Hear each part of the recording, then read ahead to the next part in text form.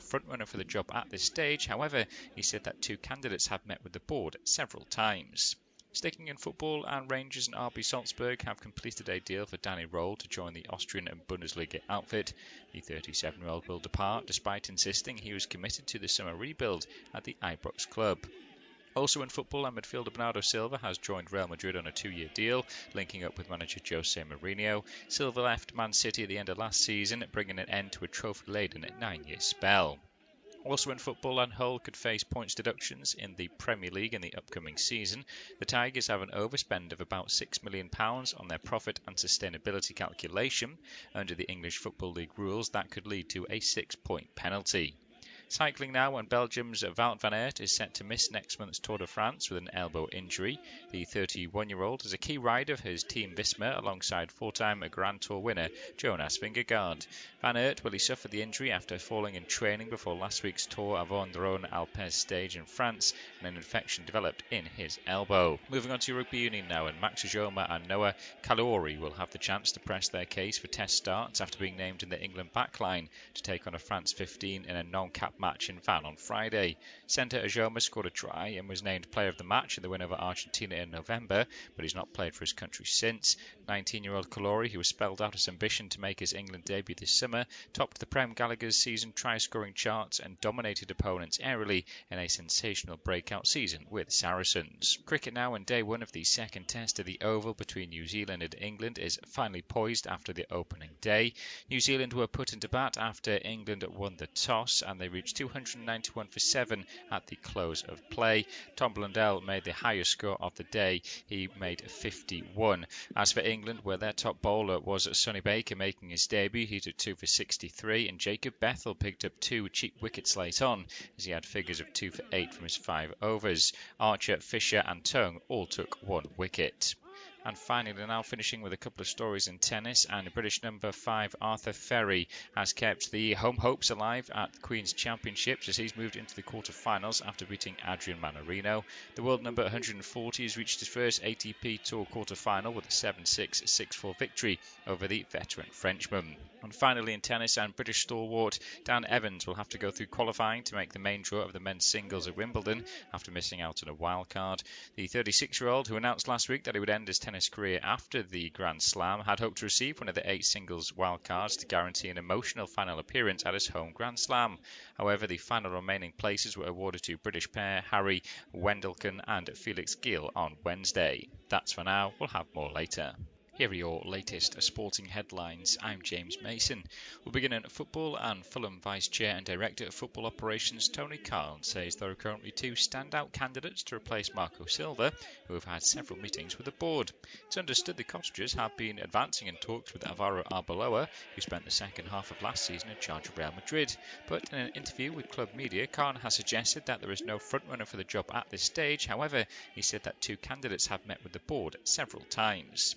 Sticking in football, and Rangers and RB Salzburg have completed a deal for Danny Roll to join the Austrian and Bundesliga outfit. The 37-year-old will depart despite insisting he was committed to the summer rebuild at the Ibrox club. Also in football, and midfielder Bernardo Silva has joined Real Madrid on a 2-year deal, linking up with manager Jose Mourinho. Silva left Man City at the end of last season, bringing an end to a trophy-laden 9-year spell.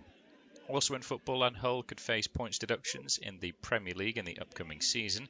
The Tigers have an overspend of about £6 million on their profit and sustainability calculation. Under the English Football League rules, that could lead to a 6-point penalty. Cycling now, and Belgium's Wout van Aert is set to miss next month's Tour de France with an elbow injury. The 31-year-old is a key rider for his team Visma alongside four-time Grand Tour winner Jonas Vingegaard. Van Aert suffered the injury after falling in training before last week's Tour of Jordan Algeria stage in France, and an infection developed in his elbow. Moving on to rugby union now, and Max Ojoma and Noah Kalouri will have the chance to press their case for test starts after being named in the England backline to take on a France 15 in a non-cap non-cap match in Van on Friday. Centre Ajoma scored a try and was named player of the match in the win over Argentina in November, but he's not played for his country since. 19-year-old Kalori, who has spelled out his ambition to make his England debut this summer, topped the Prem Gallagher's season try-scoring charts and dominated opponents airily in a sensational breakout season with Saracens. Cricket now, and day one of the second test of the Oval between New Zealand and England is finally poised after the opening day. New Zealand were put into bat after England won the toss, and they reached 291 for 7 at the close of play. Tom Blundell made the highest score of the day. He made 51. As for England, where their top bowler was Sonny Baker making his debut, he took 2 for 63, and Jacob Bethel picked up 2 cheap wickets late on, as he had figures of 2 for 8 from his 5 overs. Archer, Fisher and Tongue all took 1 wicket. And finally, now finishing with a couple of stories in tennis, and British number 5 Arthur Ferry has kept the home hopes alive at the Queen's Championships as he's moved into the quarter-finals after beating Adrian Manarino. The world number 140 has reached his first ATP Tour quarter-final with a 7-6, 6-4 victory over the veteran Frenchman. And finally in tennis, and British stalwart Dan Evans will have to go through qualifying to make the main draw of the men's singles at Wimbledon after missing out on a wild card. The 36-year-old, who announced last week that he would end his tennis career after the Grand Slam, had hoped to receive one of the 8 singles wildcards to guarantee an emotional final appearance at his home Grand Slam. However, the final remaining places were awarded to British pair Harry Wendelken and Felix Gill on Wednesday. That's for now. We'll have more later. Here are your latest sporting headlines. I'm James Mason. We'll begin in football, and Fulham Vice Chair and Director of Football Operations Tony Khan says there are currently 2 standout candidates to replace Marco Silva, who have had several meetings with the board. It's understood the Cottagers have been advancing in talks with Alvaro Arbeloa, who spent the second half of last season in charge of Real Madrid. But in an interview with Club Media, Khan has suggested that there is no frontrunner for the job at this stage. However, he said that 2 candidates have met with the board several times. Sticking in football, and Rangers and RB Salzburg have completed a deal for Danny Roll to join the Austrian and Bundesliga outfit. The 37-year-old will depart despite insisting he was committed to the summer rebuild at the Ibrox club. Also in football, and midfielder Bernardo Silva has joined Real Madrid on a 2-year deal, linking up with manager Jose Mourinho. Silva left Man City at the end of last season, bringing an end to a trophy-laden 9-year spell. Also in football, and Hull could face points deductions in the Premier League in the upcoming season. The Tigers have an overspend of about £6 million on their profit and sustainability calculation. Under the English Football League rules, that could lead to a 6-point penalty. Cycling now, and Belgium's Wout van Aert is set to miss next month's Tour de France with an elbow injury. The 31-year-old is a key rider of his team Visma alongside 4-time Grand Tour winner Jonas Vingegaard. Van Aert suffered the injury after falling in training before last week's Tour Avon Rhône Alpes stage in France, and an infection developed in his elbow. Moving on to Rugby Union now, and Max Ajoma and Noah Kalori will have the chance to press their case for test starts after being named in the England backline to take on a France 15 in a non-cap match in Van on Friday. Centre Ajoma scored a try and was named player of the match in the win over Argentina in November, but he's not played for his country since. 19-year-old Kalori, who has spelled out his ambition to make his England debut this summer, topped the Prem Gallagher's season try-scoring charts and dominated opponents airily in a sensational breakout season with Saracens. Cricket now, and day one of the second test of the Oval between New Zealand and England is finally poised after the opening day. New Zealand were put into bat after England won the toss, and they reached 291 for 7 at the close of play. Tom Blundell made the highest score of the day. He made 51. As for England, where their top bowler was Sonny Baker making his debut, he took 2 for 63, and Jacob Bethel picked up 2 cheap wickets late on, as he had figures of 2 for 8 from his 5 overs. Archer, Fisher and Tongue all took 1 wicket. And finally, now finishing with a couple of stories in tennis, and British number 5 Arthur Ferry has kept the home hopes alive at the Queen's Championships as he's moved into the quarter-finals after beating Adrian Manarino.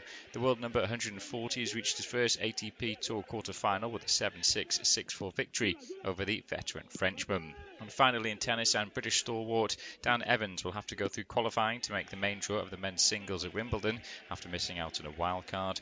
The 36-year-old, who announced last week that he would end his tennis career after the Grand Slam, had hoped to receive one of the 8 singles wildcards to guarantee an emotional final appearance at his home Grand Slam. However, the final remaining places were awarded to British pair Harry Wendelken and Felix Gill on Wednesday. That's for now. We'll have more later. Here are your latest sporting headlines. I'm James Mason. We'll begin in football, and Fulham Vice Chair and Director of Football Operations Tony Carl says there are currently two standout candidates to replace Marco Silva, who have had several meetings with the board. It's understood the Cottagers have been advancing in talks with Alvaro Arbeloa, who spent the second half of last season in charge of Real Madrid. But in an interview with club media, Carl has suggested that there is no frontrunner for the job at this stage. However, he said that two candidates have met with the board several times.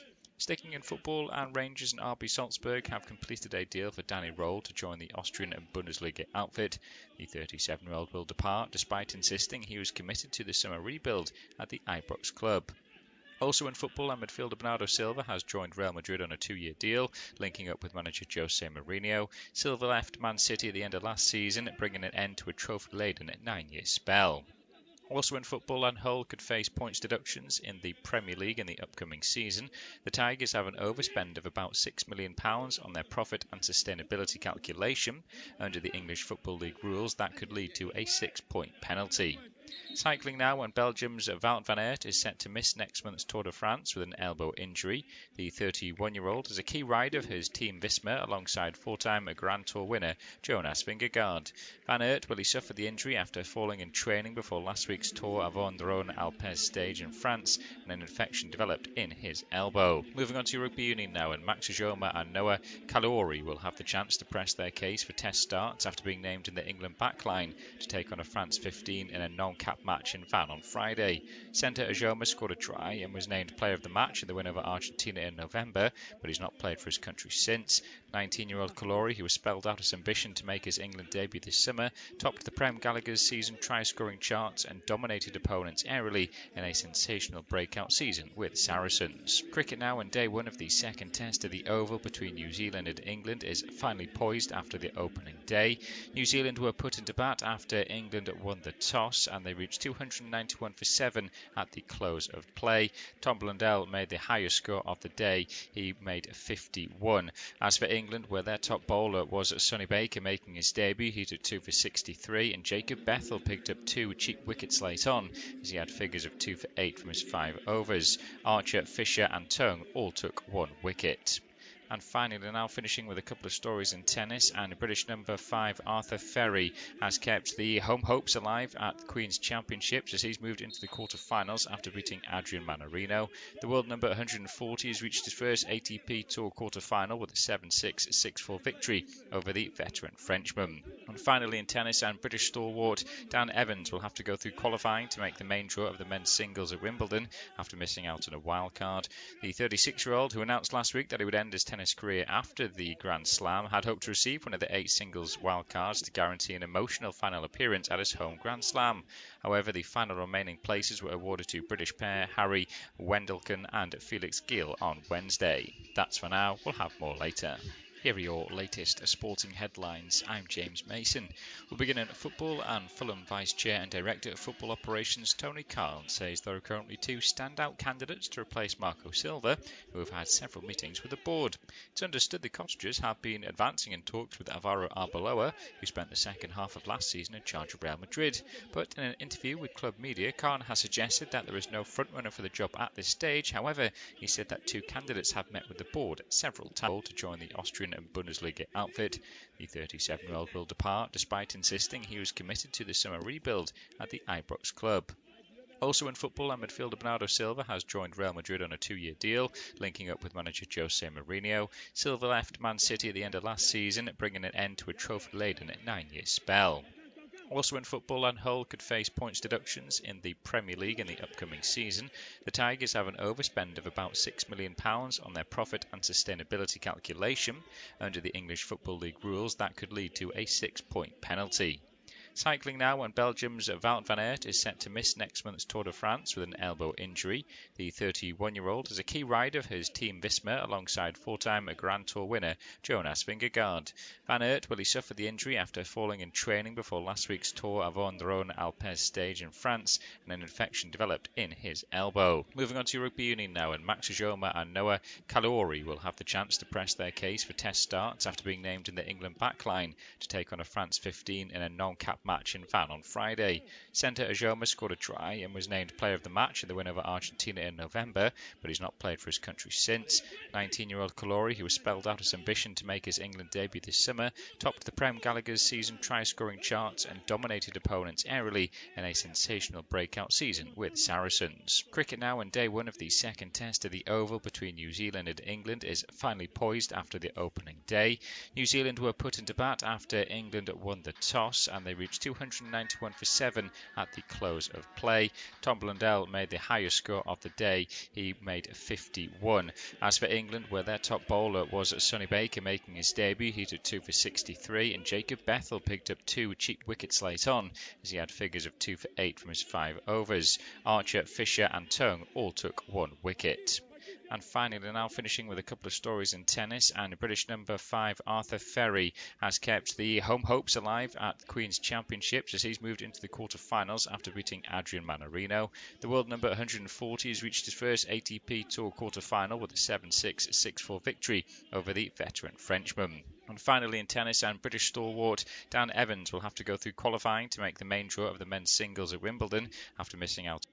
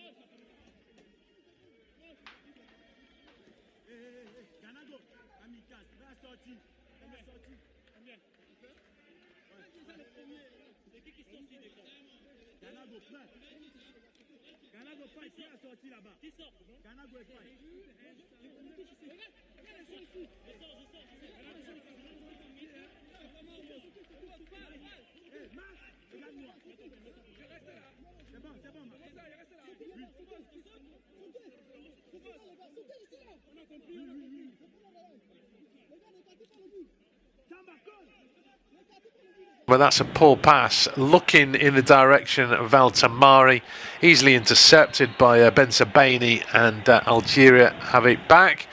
I suppose Algeria will be favourites for this one. There's no supposing about it, as ball played into the Jordan box, actually well read by Al-Alab. Not a good clearance though. He's only picked out Chalby, played into her box, shooting opportunity, dragged wide of the near post by Guiri. He's gone near post, right-footed, strange, because that's always going to take it away from goal. Maybe far post and angle it in, but a big chance for Algeria. Yeah, really lively start to this one so far, actually, and I agree with you there, Rob. I don't think near post was the option. We've seen a couple of near post goals in this tournament, catching the keeper off guard, but he was stood right on his post, the keeper, so there was no way he was ever going to squeeze that one in from there. 2 chances then, one at either end.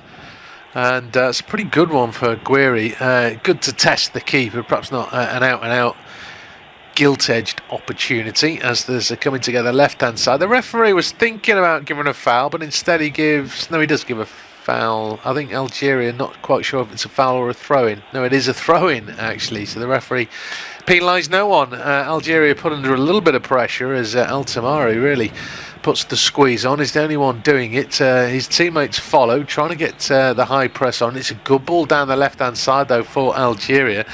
Break is on for Marza, who plays it into the box towards Guiri, who gets there ahead of the defender, but he's under a little bit of pressure. He takes the tackle, Abu Dahab, who tackles it into touch, so it is a throw-in. He wasn't under pressure. It was a good run, but good defending in truth. And I have to say, the opening, 3.5 minutes, a really frantic pace.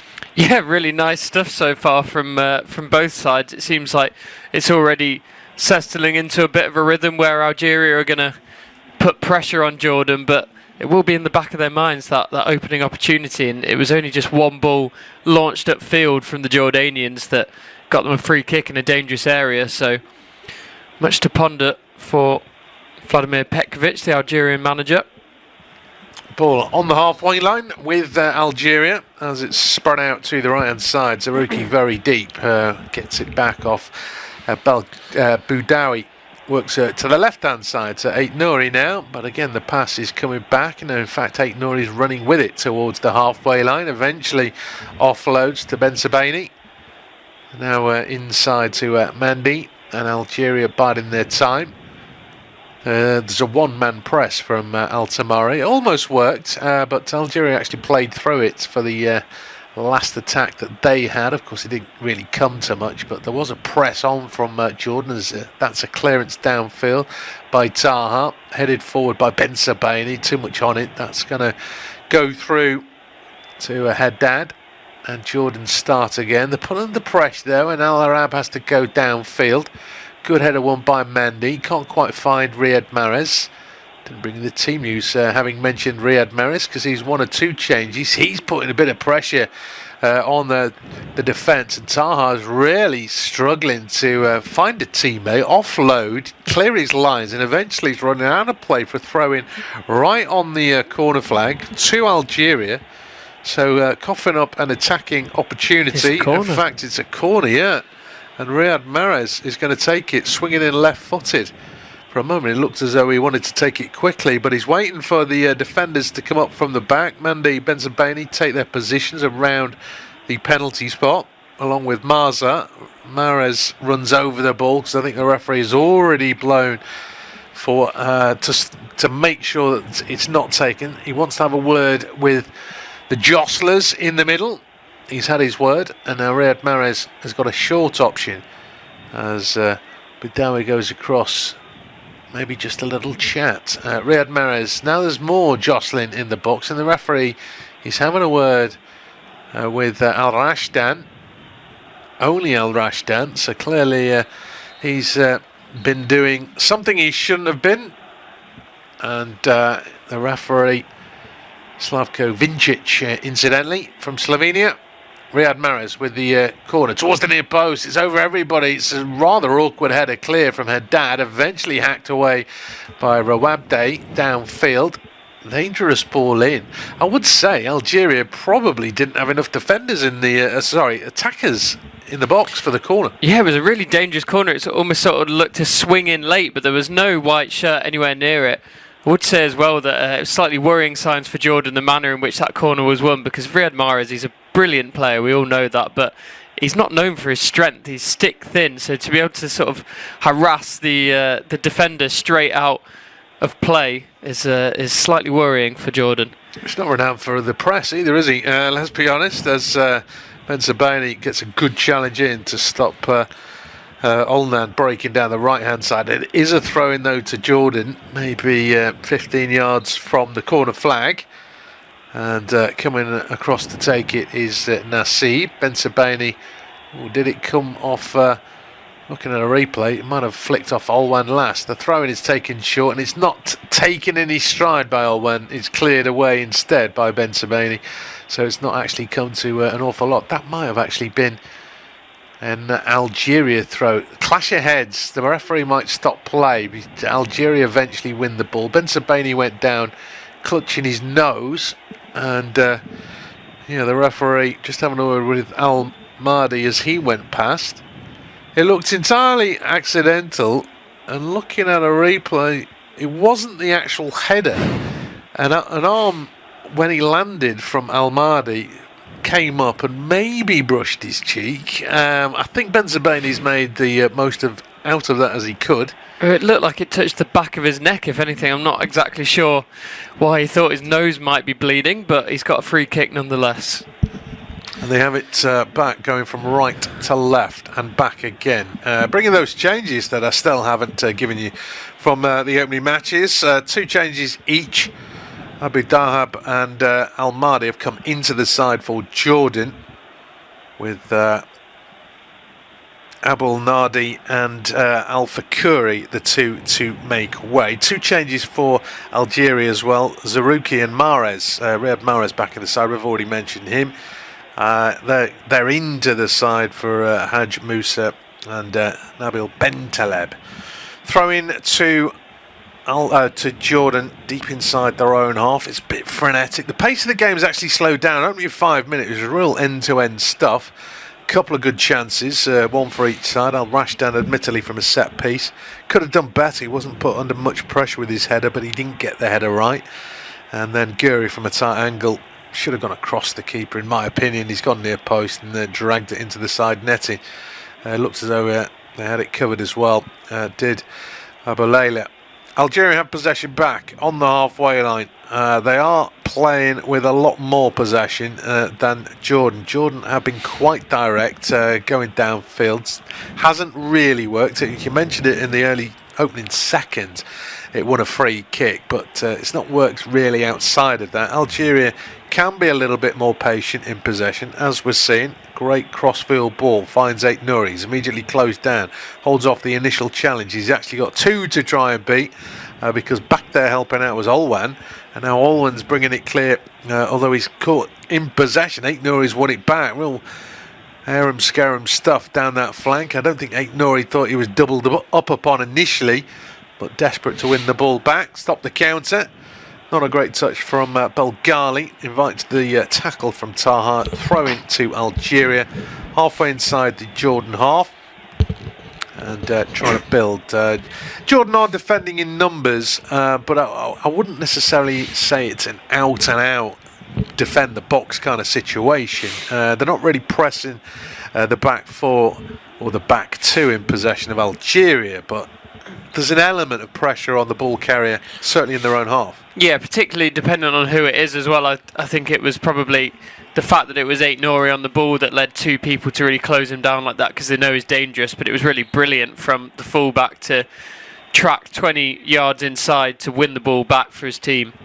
Guiri dropping a little bit deep, trying to get involved. Keeps play alive, but it's just laterally across the pitch at the moment. Riyad Mahrez, we know what he's capable of, as he plays a good reverse pass. Ball breaking into the box. It's not quite taken cleanly by Belgali. He was closed down. It was a great run to get there, but Jordan struggling to clear their lines, and a rather ambitious back heel didn't work. An opportunity for Algeria. There's a bit of a shirt tug. No foul, says the referee. And now the counter is on for Jordan. Played up to the centre circle. It's a 1-on-3 situation at the moment. Support is eventually arriving down the right-hand side. And it's Olwan who's made he's busted gut to get up in support of Al Tamari. And a shot comes in 20-25 yards out. Hit the target, Al Tamari. Pretty comfortable save in the end. Yeah, of course. Zidane, son of Zinedine, in goal. He had a shaky start to the tournament, it's fair to say, but he got behind that one well, 2 hands to it, bounced it down and took control. Yeah, probably the best he could do there, Al Tamari, because there weren't many red shirts up in support. Obviously Olwan was to the right, but cutting in, tried his luck, and it's a shot on target. First on target of the game from either side. We haven't had a raft of shots as yet. I mean, I'm talking as if Algeria are the favourites. Do you think Algeria are going to win this one? Yeah, I think, the performance so far definitely is befitting of the favourites in terms of possession, but they actually had more possession against Argentina as well, and weren't able to convert it into any genuine chances. They had a goal disallowed, but pretty sure I'm right in saying that they didn't manage to register a shot on target, so that means 12 minutes into their second game, no shots on target for the whole tournament. But they didn't start Mahrez last game, which was puzzling to me, especially against the hardest team that you're going to face in the group. But regardless, I think they should have enough to get past this one. But Jordan coming forward now. Yeah, Rouabde just caught in 2 minds actually, and it's not a great pass in the end. Algeria have it back with just about 40 minutes gone. Pace of the game slowed down, largely because Algeria controlling the ball. A couple of mistakes have allowed Jordan a counter opportunity. Come to nothing really as yet. But it's Algeria on the attack. Little back heel. It's a great run from Badawi to get there, but he tried a back heel while sprinting at full tilt and didn't quite get the contact he wanted. It's launched away by Jordan, but over the head of Al-Tamari, and Ben Sabani Mandi have it back for Algeria. Fed out to the right hand side, Riyad Mahrez. He's facing the halfway line and he's decided to come back towards the halfway line. Eventually, after a couple of 1-2s, Ben Sabani has a little bit of space to run into. Plenty of red shirts back behind the ball. Nate Nouri's coming infield. He's got two around him, and he has done for much of the opening 14-15 minutes. Zarouki puts his foot on the ball, looking for his options. Worked over to the right hand side. Bulgali gets it back off Badawi. Back to the halfway line. Mandi. Algeria start again. Zarouki drops deep. Likes to play that sort of deeper quarterback role. Feeding it out to the right hand side. Bulgali back in field to Badawi. And at the moment, not really going anywhere, Algeria. Not necessarily a problem. Might just be tiring some Jordan legs. As now Nouri tries to work the 1-2 down the left-hand side. Does so, but it's a good challenge coming in from Haddad. Puts it into touch, throwing Algeria into the 16th minute. It's already taken as Chalbi comes away from goal. Zarouki plays it back to the centre circle. Algeria over to the right-hand side. But Badawi can't quite turn Taha. He does win his side a throw. And as I say, a lot of Algeria possession, but all fairly lateral at the moment. From the halfway line to about 25 yards out. Not really getting in behind Jordan at the moment. And Olwan very deep. Intercepts the crossfield ball. Is able to clear. It's not a great first touch, though, by Al-Rashdan. But it's headed into touch by Marza, and it will be a throw-in to Jordan. Nate Nouri's actually gone down. He sat down, so there will be a stoppage in play. He looks like he's got a problem, and the reaction doesn't look good. He's not trying to win a foul, but obviously he's been a bundle of energy already up and down the left flank. He's back on his feet now. It didn't look to be a contact injury. That's why I was initially worried. Ooh. He turned. Did he get his toe trod on? I mean, he's doing the fouling if anybody's doing the fouling. So he's not trying to win a decision. Yeah, I think it might have been earlier in that replay that we saw where he almost looked like he kicked his own Achilles with his trailing leg, got his feet in a tangle. I wonder whether that was the cause of the injury. But there's already a good battle down the left-hand side for Algeria developing between him and Nassib and Haddad. And also, Olwan has just been so deep for the entire game so far. He needs to get up the pitch, but he's back there doing his defensive duties for now. Good switch of play from Rawabde over to the left-hand side, although Taha shows no real urgency to get forward. Jordan had possession inside their own half, and quite happy to knock it around. They haven't seen much of the ball in the opening 17 coming up to 18 minutes. 23% they've had. That's going to increase with this little passage of play, but it's all inside their own half, not really offering a threat. Of course, Jordan's final game will be against Argentina. Argentina having won 2 games, though. They might rest Leo Messi. Who knows? He scored all 5 Argentina goals. Algeria, of course, on the wrong end of a hat-trick from Lionel Messi. And they've got Austria in their final game. Austria, they got the job done against Jordan. Personally, I wasn't impressed by their game against Argentina. Argentina were just kind of going through the motions. So Algeria, on the evidence of that game, shouldn't necessarily be overawed. Yeah, they're in with a good chance, and I thought Jordan actually gave Austria a real good game, even though the scoreline ended up 3-1. So if Algeria are able to best Jordan here, I think they should feel pretty confident about potentially turning over the Austrians as well. Another diagonal from right to left. Zarouki looking for Nouri. Again, he's got 2 around him. Ball into the box. It was hooked under pressure, lacked the pace behind it. And coming off his line, Abu Leilik gets there first. He wasn't really sure whether the defenders were going to leave it for him, but they did in the end. As it's Abu Daheb launches it downfield, headed away by Mendy.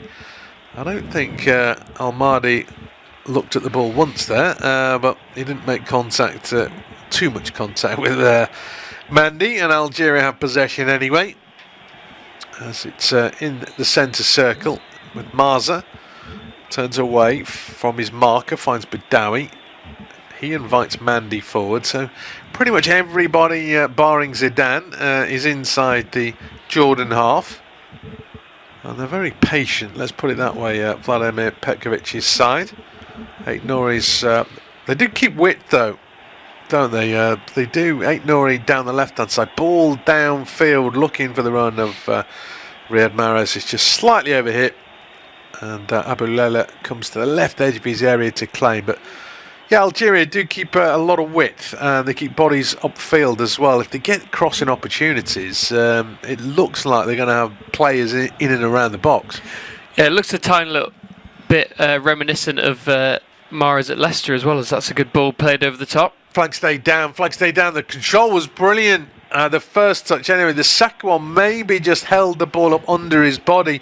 He then needed a third touch to try and get it from under his body so he could shoot. The flag stayed down. That looked an interesting call, because I guess when the camera catches up with Riyad Mahrez, you think he must be offside. It didn't actually come to anything, so it won't matter necessarily. But that could have been offside. There's an awkward landing. I think that's by Taha, trying to win a bouncing ball header, but he kind of just fell over Belgali, and well, Algeria aren't hanging around. Marza's worked it down the left-hand side, pulls it back into the D, shot blocked away. That was a strike from Chalbi, running onto it. Nice little dummy. Eight Nouri. Oh, there's a bit of coming together headwise. Eight Nouri, and I think it's Nasib. They're kind of leaning in with their foreheads against forehead. Doesn't look good. I'm not going to suggest they're headbutting each other, but there's certainly a little bit of menace. Looking at a replay, I mentioned he looked offside.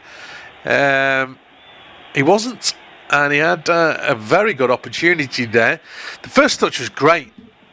There wasn't really a second touch to get it in front of him. Well, that's Riyad Mahrez. His first touch is one of the best in the game, but yeah, really surprised with how the second deserted him. He just kind of moved it onto his right, away from goal, and of course onto his weaker foot.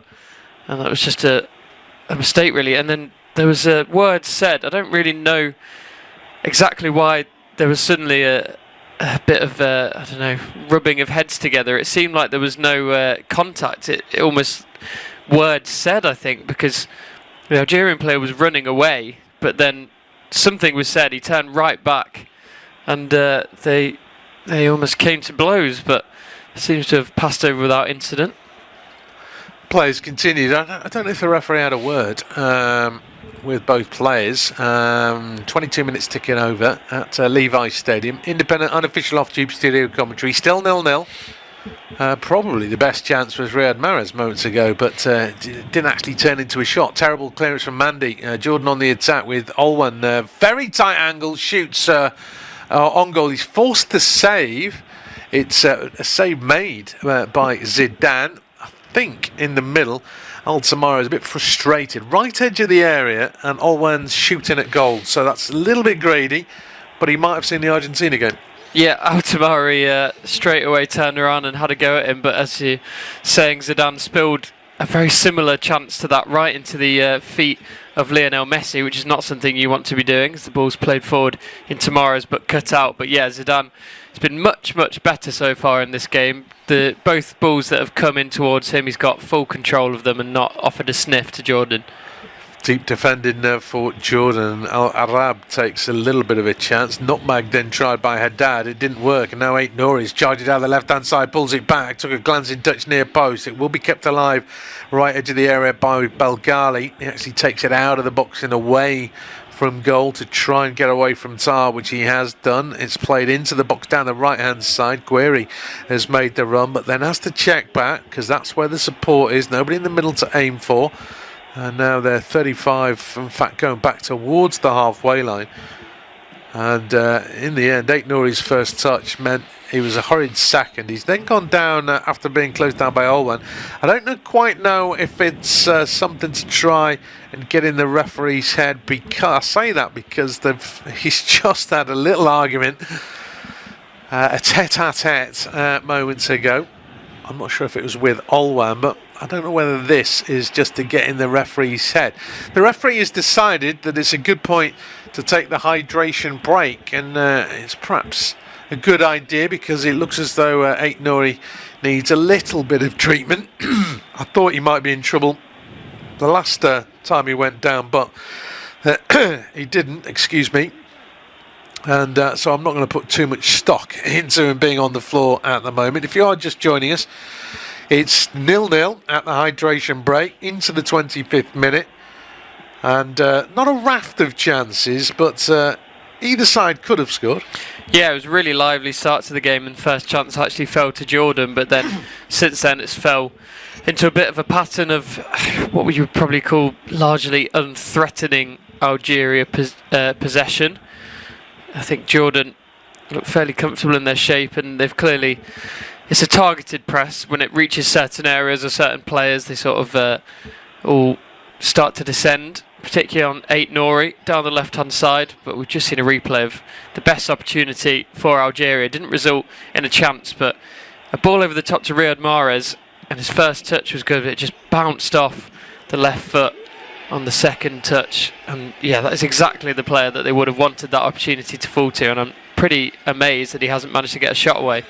Yeah, I mean, it looked as though he motioned towards the ball for a second touch. I mean, coming over his shoulder, he killed it almost dead, but then he just wanted to knock it forward a fraction to obviously unleash a shot, but he missed the ball, and the ball kind of held up on the grass under his body. He then needed another couple of touches. The challenge came in, frustrations from Vladimir Petkovic. You could see that he didn't hide them, and yeah, the chance is gone. You might argue technically it's a shot because it was tackled onto his leg, and I suppose motioned forwards. It isn't a shot. I think he's just tackled there, but that was the best opportunity. Al Rashdan headed wide from a very early free kick for Jordan. El Tamari's tried his luck from outside the box, as indeed has Olwan. I do think that was a greedy angle to shoot from because it wasn't particularly conducive to beating the keeper. It was a little bit too close in. I don't know if you all saw the Kylian Mbappe goal earlier on.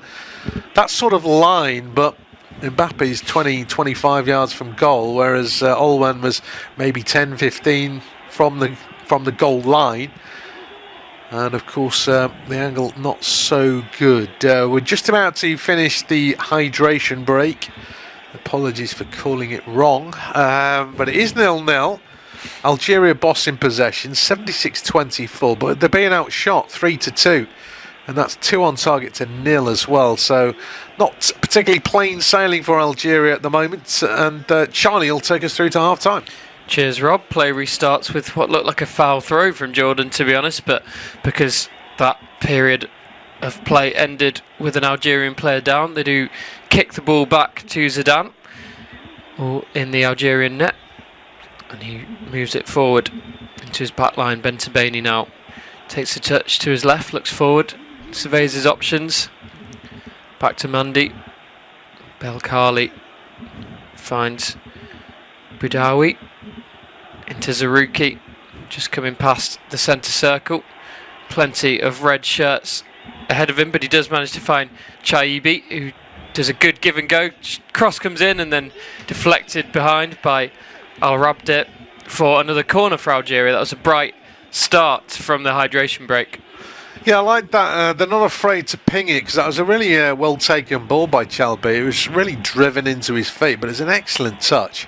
And I suppose you've got to be fast with the ball given the amount of defenders are back there. Now, I thought they threatened from the first corner they had, but they just didn't have enough bodies in the box. They've got 5 at the moment. It's another good ball whipped in, and the keeper comes out, punches unconvincingly out to Gouiri on the left hand side, flicks a cute little pass into Marza, back to Gouiri, takes a touch inside, shot away, and it's just rolling all along the ground straight into the hands of Abdoulaye in the Jordan goal.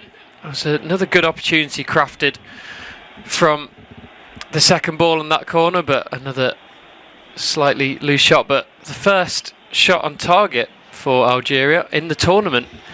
Fairly tame one though. They'll be hoping for much better. But Jordan now coming down the other end. Cross comes in. That's headed away right off the head of Olwan. That was an important interception. And this game after the hydration break has come alive again a little bit. Yeah, obviously they've been hydrated, Charlie, and refreshed. A bit of purpose from Algeria, and of course the overlapping run from Jordan. There've been sort of sporadic attacks from Jordan, but on that occasion they actually got bodies down the left, and it's a cross. How many times do you see a genuine cross? These days, it's well defended by Ben Sebaini, but it wasn't a bad cross. He's got one person to aim for, and it just happened to be read better by Ben Sebaini, and he cleared it away. But yeah, promise of more Jordan attacking after the hydration break, because they were sitting back in numbers as it was approaching. Another throw on the left-hand side from Abu Taha that looked less than legal, but it's left by the referee and comes down the right for Jordan. But Algeria, Nouri with, I think Jordan were trying to say that was a little bit of a shove, but he wins the throw in. But it doesn't matter, because then straight away Ben Sebaini with an awful attempted clearance spoons it out for a throw in for Jordan on the right hand side, halfway into the Algeria half. Nassib throws it forwards to the right hand side, bounces high, and is allowed by the captain Haddad to run out for another throw, and they're inching towards that Algeria goal. Nassib takes it again in field, trying to find Altamari, but he loses out under pressure, and the ball is back under control with Mandy just walking with the ball in his own box. No pressure from that front three of Jordan currently. Ben Sebaini finds Zarouki. Little ball round the corner to Mandy, and he presses forwards. Once again, no one really pressing him down, but under pretty much zero pressure. That's a really poor ball to give away, and Jordan coming down the left hand side with Rashdan. He gets put on his backside. Referee adjudges that a foul, and Jordan starting to get a little bit of joy in this game now. Yeah, I mean, I don't know what's said, but that was a terrible pass from Mandy. He wants Belgali to make the run down the flank, and then he's under-hit it, so Belgali is way out of position. And Zarouki, I mean, people will argue he's taking one for the team there, but you take one glance, there aren't enough red shirts to be worried. But he can't stop hacking at the legs of Al-Mahdi, and he's given away a free kick, so it just looked a little bit too panicky there from an Algeria perspective. But it all started when it was a terrible ball from Mandy. As I say, he wanted Belgali to go downfield and then didn't reach him, so they were chasing the game. Free kick's wide left, 45 yards out. It's taken short and then launched long into the box. Rising was Al Arab, but he couldn't get enough of a head on it to prevent it going out for a goal kick for Algeria. They're a team with some real pedigree, AFCON winners in 2019, but this is their first World Cup appearance since Brazil in 2014, where they of course went out to eventual runners-up Argentina, who they will or have already been reunited with, and much like the first time round, they got a heaping dose of Lionel Messi. And coming forward again down the left-hand side with Ait Nouri, who seems to have recovered from the couple of knocks he took in this first quarter. The ball's played back to Zidane. Now with Boudaoui, who's dropped really deep to receive that one, but another really nice ball out to Mari. Takes the first touch with his head this time, pokes the shot in, but it's saved by Abdullah. It was the best opportunity for Algeria, or in the game as a whole so far, but it went out for a corner, which it looks like they want to take quickly. Chaibi's right over, who are threatening to take it short, but instead they're going to stop and reset. It's the third corner of the game for the Algerians. First one taken from the right hand side, so Mahrez will be relieved of his duties. That'll be whipped in, another in-swinger. No, taken short to Ait Nouri, with Chaibi continuing his run past him. He took the corner, Boudawi's come over in support as well, and a really tamed, lazy ball from Aït-Nouri trying to just poke it around the corner. Cedes the advantage, but does win a throw-in for his side. And can Algeria keep this pressure on? They've just missed a golden opportunity. Once again, the man you wanted it to fall to, Riyad Mahrez, but Aït-Nouri comes into the box. He's claiming a penalty, goes down. The referee points it the other way. Handball, he says.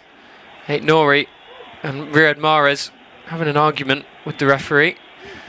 We're about to see a replay of what happened. He skipped into the box. There was a little bit of contact there, actually, but he sort of started to go over under his own body weight more than anything. I think the referee waves it away. But what do you make of that minute or two there, Rob? Few opportunities for Algeria.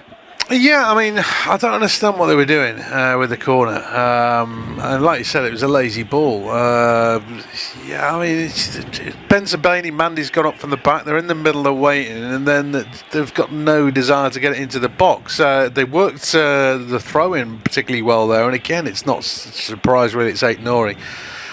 You'd probably think Premier League's giving that as a penalty. I don't think it is the penalty. Yes, toes come together, but not enough. And of course, Aït-Nouri sort of falling forward, obviously grabbed the ball. So I think the referee's got that absolutely spot on. There haven't been many decisions to make. I don't think either side's made it easy, because of course we've had a tete-a-tete, one or two little niggles, and the referee's trying to get a grip. Of course, he had that big chat from the an earlier Algeria corner with the defender. So I think he's made his point. Here come Jordan down the right-hand side. Al Tamari thinks he was fouled, but the referee disagrees, and Algeria looking to bring it out, and that's a really poor ball played there by Zerouki. He's put his team under a lot of pressure. 1-2 played with Abdou Taha. He runs a little bit wide, and that's a terrible shot from Al Tamari, but it falls to the back post, and the shot is in. Al Rashdan, and out of nowhere, Jordan take the lead for the first ever time in a World Cup match. It was awful play from Zerouki in the centre of the park. Gave the ball away under no pressure, and then after it looked like a couple of bites at the cherry from Jordan through Abdou Taha and Al Tamari had gone begging, it fell to Al Rashdan at the back post, who poked it in, toe poked really, with sort of the outside of the boot. Keeper Zidane got a hand on it yet again, but he was powerless to stop it squirting into that left bottom corner, and it's 1-0 to Jordan. I mean, that's a great finish. I like it. I mean, they absolutely wasted the opportunities. A couple of air shots, or not quite air, but the glancing of the ball. But this was a lovely finish, because he's running to his left, and he just hits it with the outside of his right. It's low, it's hard, near post. It's gone through defender's legs. Can we blame Zidane for this one? He would have seen that late, but I like the finish. There was a shot prior to that which was terrible, but it actually wrong-footed all the defenders, and it was almost a square pass. That's how bad that shot was. But as you mentioned, it all stemmed from Zerouki. He's aiming for Belghali, who's on the edge of the 18-yard box. The ball actually curls to about 40 yards from goal. It was a terrible pass, and they're up against it, but I think that's a really good finish, and Jordan have the lead. I wouldn't say it's deserved, but you mentioned it. After the hydration break, they certainly have been more purposeful. They're getting more bodies forward, a bit more possession, and now they've got a goal.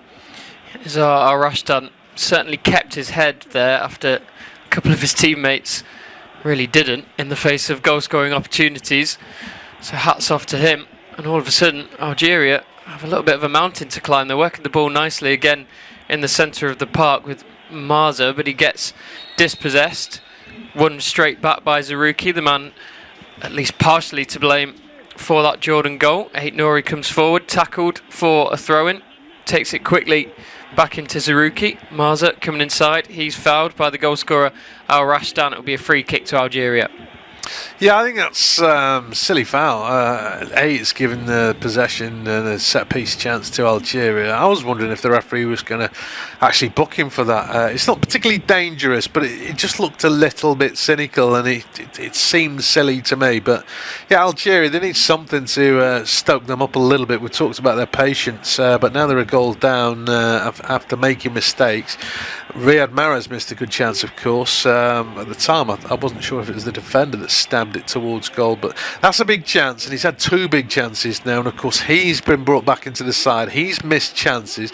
Zerouki brought back into the side, gave the ball away for the goal, so the changes haven't worked for Algeria. Here's Mahrez to take this free kick, lifts it towards the back post area, but it's cut out by Jordan and then instantly won back by an Algerian body.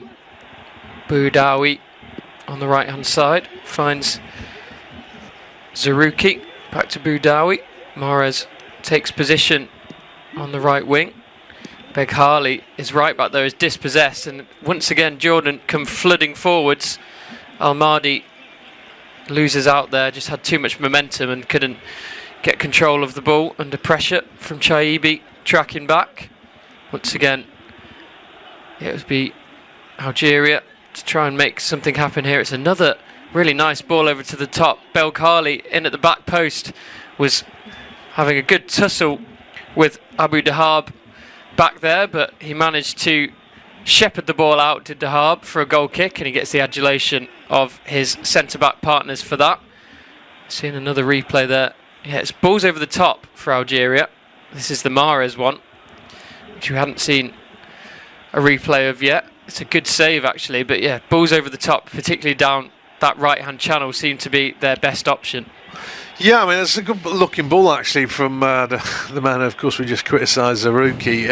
Unfortunately, it was right-footed, so it was always arcing away from Beghali, but I thought Abu Dahab defended that particularly well. He was just caught a bit flat-footed for the Mahrez chance earlier on, but he'd read the danger there, and he stood up to it well, but the idea was good, and when they have got in behind Algeria, I don't know why specifically, but it has been that right side, that right channel. Mahrez has done it twice, and now Beghali's done it.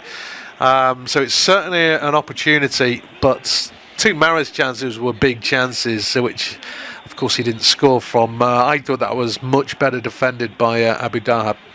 Unofficial off-tube studio commentary, 4 minutes plus added time remaining in what's been a pretty engrossing first half, actually. This game being played at the San Francisco Bay Area Arena, to give it its full name for this tournament. But once again, Jordan breaking down the right-hand side. Haddad with an early cross in, and that one was dangerous actually, really well cut out by Boudaoui getting back. That was a fantastic opportunity. It was Olwan looking to get on the end of it. It was the ball from Haddad. He went early, and it was the right move. Algeria desperate to get back to parity before the first half whistle rings as they take the corner, the free kick, sorry, the goal kick, third time lucky, short and quick. Zerouki, can he dust off the disappointment of letting his team down? He'd been fairly instrumental in Algeria's performance so far in that quarterback role, as you said, Rob. He attempts another long ball to Mahrez, but once again his touch lets him down. It's been an uncharacteristically poor display really all over from Riyad Mahrez. Of course he's a lot older than he used to be, but he needs Algeria need him in this game. Well, I mean, he's also showing a little bit of class. I would say Algeria probably need a little bit more from Chalbi and Marza, because I talked about the right-hand side. Could be an attacking opportunity for Jordan, actually, although he's all one offside. No, the flag stayed down. No, it has gone up, yeah. He should have left the ball, because he was always offside, even when it went into a sort of tackle situation. He hadn't quite recovered. And of course he chased the lost ball, but he didn't know, obviously. But I was going to say, Chalbi and Marza haven't done enough. I mean, they have got a threat down the left-hand side, Algeria, in Ait Nouri, but if he's not doing it, Chalby and Marza haven't done enough, and I think Guiri, since that early opportunity he had, he's got a bit quiet as well, but we've seen more from him than Chalby and Marza. I'm not saying they're not in the game, they're just not doing as much as others. This will be the yellow card, first yellow card. Jordan were on the counter, it's on the halfway line, the foul. But it's not a good day for Zarouki. He's the man that's been penalised again, a little bit cynical, leaning across. The goal scorer, I think it was, Al Rashdan. So Zarouki, well, he's played his part in the Jordan goal. Now he's got a yellow card. Yeah, and despite us saying that Algeria had been fairly dominant up until the goal, Jordan actually lead in shots and shots on target, 6-4 and 3-2, despite only having a quarter of the possession in this first half, and they pumped the ball long once more. Olwan gets it under control, plays it back to Abu Taha, who finds Abu Dahab and Al Arab, so that one peters out somewhat. Played forward again, and Olwan, he's having a really good game actually, shrugs off the defender, plays a really cute ball inside, and then an important sliding tackle, because Abu Taha found himself in on goal, and the sliding tackle actually deflected it up into his hand and took all the sting out of that attack. But Jordan looking really dangerous. Yeah, I mean, where's the defence gone? I mean, that's a risky challenge from Mendy, because he's sliding in the penalty area, and there's no guarantee he's going to get there. He's just anticipating that the momentum is going to allow him to make a challenge, and if that doesn't hit the hand, he's on the floor and out of the game. But they open him up all too simply. They're just getting caught in midfield and turning, and there was a massive gap there between Bolghali and Mandy. I don't know what happened, but since the hydration break, as you said, Jordan are really coming at Algeria, and of course they've got their reward.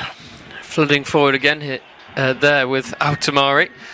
Haddad, 5 minutes is the signal for extra time, or added time, at the end of this first half. Probably about right, with the hydration break, of course, and a couple of injuries to Ait Nouri plus the goal. That's a really nice ball played forward and well controlled by Al Mahdi. He's shepherded out by Mandy, but it will be a throw-in for Jordan. I think are now starting to look really good value for this lead. They've had Algeria in all sorts of trouble post-hydration break. Abu Dahab throws it in right into the centre, and the shot comes in. It was the right idea, I think, from Olwan. There was no one in front of him, and it was bouncing really invitingly for the half volley, but he got it all wrong. Yeah, he's under pressure though, in fairness to him. The ball's bouncing away from him, and he thought he'd try his luck. Maybe he had seen the keeper gamble a fraction, but he hit it far too hard in that regard. Unless he's finding the top corner, he's not chipping the keeper, that's what I'm saying. But again, there's that little pocket of space and a little bit of pressure being applied by what looks like a front five at the moment. Olwan has got as much energy as anybody on the field. He's been all over the place, but he's actually playing through the middle at the moment. He's played a right back, now he's playing as the striker, maybe just giving him a breather. It's kind of a 4-5-1 defensive setup, although Olwan's not really involved. But yeah, Algeria haven't had a response for a while. They're struggling. Zarouki sweeps it to Ait Nouri, who stands up his man and literally just completely stops, took all the sting out of that attack, and then tries a 1-2 with Guiri. They're not on the same page on that occasion though, and more wasted possession for Algeria. Vladimir Petkovic, the manager, looking thoroughly unimpressed on the halfway line. The Bosnian-born coach, of course, led Switzerland to the 2018 edition of the World Cup in Russia, as well as a couple of Euros campaigns. As you see, the referee view, which I don't know what you think about it, Rob, but I've actually thoroughly enjoyed it. It always gives you a great view of the goals. You're giving me a smirk that maybe suggests that you think otherwise. Yeah, well, yeah, I mean, it depends if he stood still. I mean, I get dizzy. I mean, I suppose it is a different angle, and sometimes you get a close-up, obviously, that you don't necessarily see from the panoramic cam.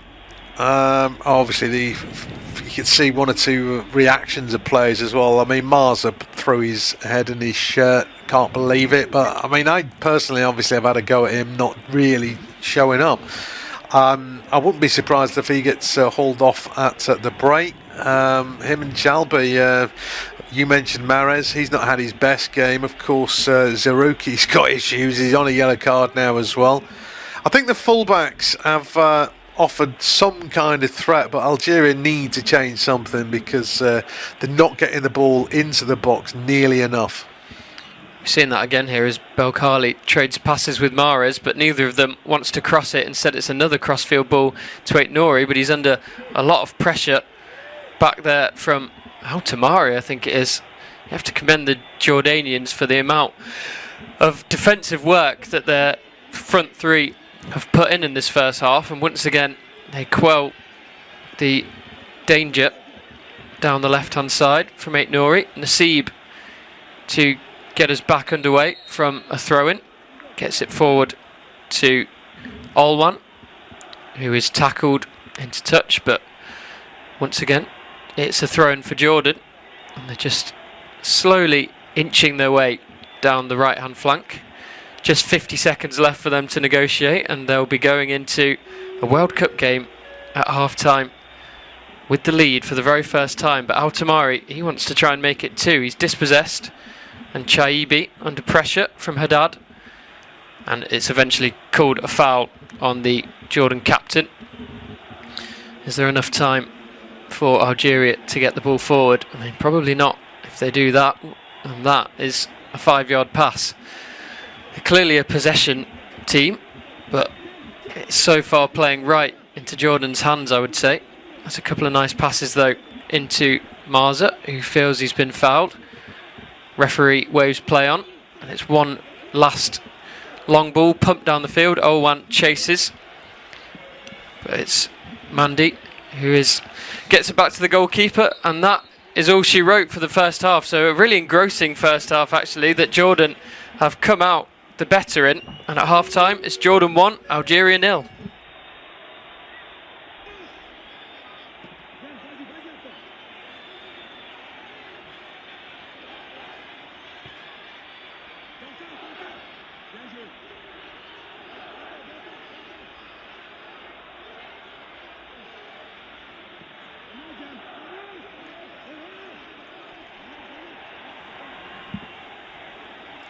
Of time at Levi Stadium. A shock is on the cards. It's Jordan 1, Algeria 0. Algeria boss in possession. They did create two very good opportunities. Riyad Mahrez springing the offside.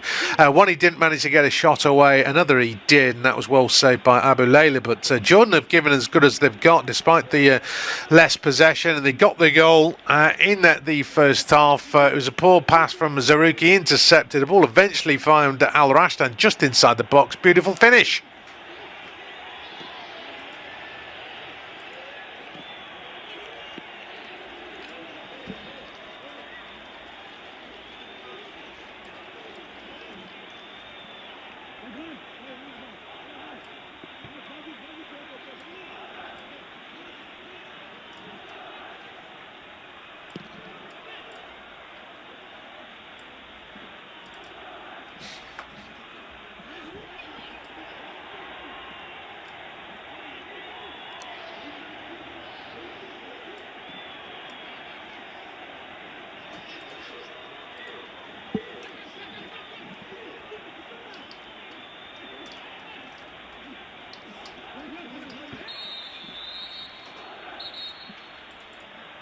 Of time at Levi Stadium. A shock is on the cards. It's Jordan 1, Algeria 0. Algeria boss in possession. They did create two very good opportunities. Riyad Mahrez springing the offside.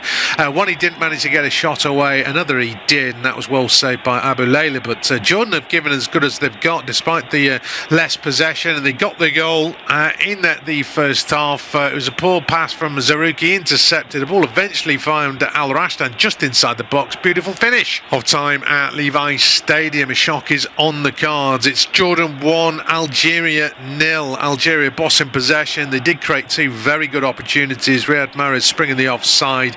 One he didn't manage to get a shot away, another he did, and that was well saved by Abu Layla. But Jordan have given as good as they've got despite the less possession, and they got the goal in the first half. It was a poor pass from Zarouki, intercepted. The ball eventually found Al Rashdan just inside the box. Beautiful finish. Of time at Levi's Stadium. A shock is on the cards. It's Jordan 1, Algeria 0. Algeria bossing possession. They did create two very good opportunities. Riyad Mahrez springing the offside.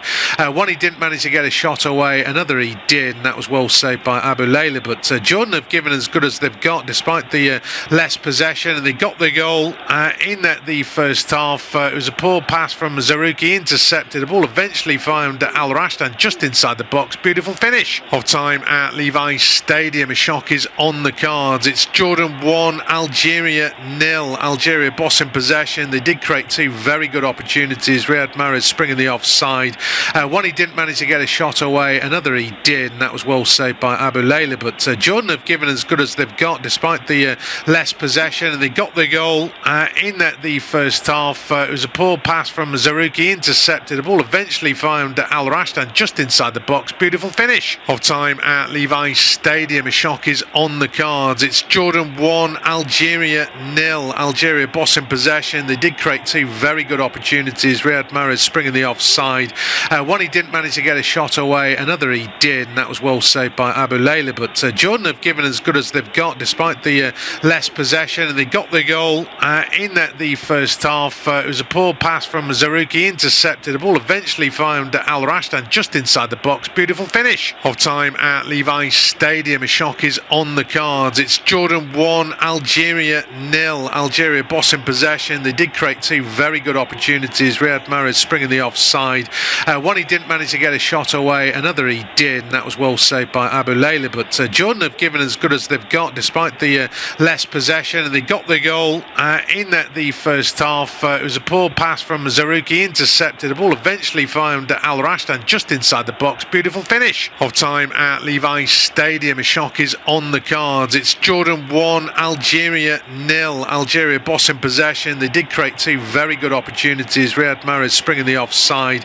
One he didn't manage to get a shot away, another he did, and that was well saved by Abu Layla. But Jordan have given as good as they've got despite the less possession, and they got the goal in the first half. It was a poor pass from Zarouki, intercepted. The ball eventually found Al Rashdan just inside the box. Beautiful finish. Of time at Levi's Stadium. A shock is on the cards. It's Jordan 1, Algeria 0. Algeria bossing possession. They did create two very good opportunities. Riyad Mahrez springing the offside. One he didn't manage to get a shot away, another he did, and that was well saved by Abu Layla. But Jordan have given as good as they've got despite the less possession, and they got the goal in the first half. It was a poor pass from Zarouki, intercepted. The ball eventually found Al Rashdan just inside the box. Beautiful finish. Of time at Levi's Stadium. A shock is on the cards. It's Jordan 1, Algeria 0. Algeria bossing possession. They did create two very good opportunities. Riyad Mahrez springing the offside. One he didn't manage to get a shot away, another he did, and that was well saved by Abu Layla. But Jordan have given as good as they've got despite the less possession, and they got the goal in the first half. It was a poor pass from Zarouki, intercepted. The ball eventually found Al Rashdan just inside the box. Beautiful finish. Of time at Levi's Stadium. A shock is on the cards. It's Jordan 1, Algeria 0. Algeria bossing possession. They did create two very good opportunities. Riyad Mahrez springing the offside.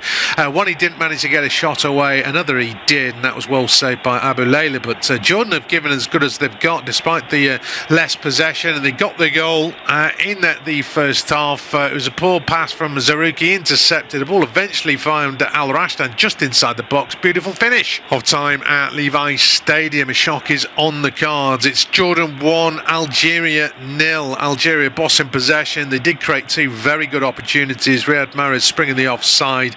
One he didn't manage to get a shot away, another he did, and that was well saved by Abu Layla. But Jordan have given as good as they've got despite the less possession, and they got the goal in the first half. It was a poor pass from Zarouki, intercepted. The ball eventually found Al Rashdan just inside the box. Beautiful finish. Of time at Levi's Stadium. A shock is on the cards. It's Jordan 1, Algeria 0. Algeria boss in possession. They did create two very good opportunities. Riyad Mahrez springing the offside. One he didn't manage to get a shot away, another he did, and that was well saved by Abu Layla. But Jordan have given as good as they've got despite the less possession, and they got the goal in the first half. It was a poor pass from Zarouki, intercepted. The ball eventually found Al Rashdan just inside the box. Beautiful finish of time at Levi Stadium. A shock is on the cards. It's Jordan 1, Algeria 0. Algeria boss in possession. They did create two very good opportunities. Riyad Mahrez springing the offside. One he didn't manage to get a shot away, another he did, and that was well saved by Abu Layla. But Jordan have given as good as they've got despite the less possession, and they got the goal in the first half. It was a poor pass from Zarouki, intercepted. The ball eventually found Al Rashdan just inside the box. Beautiful finish of time at Levi Stadium. A shock is on the cards. It's Jordan 1, Algeria 0. Algeria boss in possession. They did create two very good opportunities. Riyad Mahrez springing the offside. One he didn't manage to get a shot away, another he did, and that was well saved by Abu Layla. But Jordan have given as good as they've got despite the less possession, and they got the goal in the first half. It was a poor pass from Zarouki, intercepted. The ball eventually found Al Rashdan just inside the box. Beautiful finish of time at Levi Stadium. A shock is on the cards. It's Jordan 1, Algeria 0. Algeria boss in possession. They did create two very good opportunities. Riyad Mahrez springing the offside.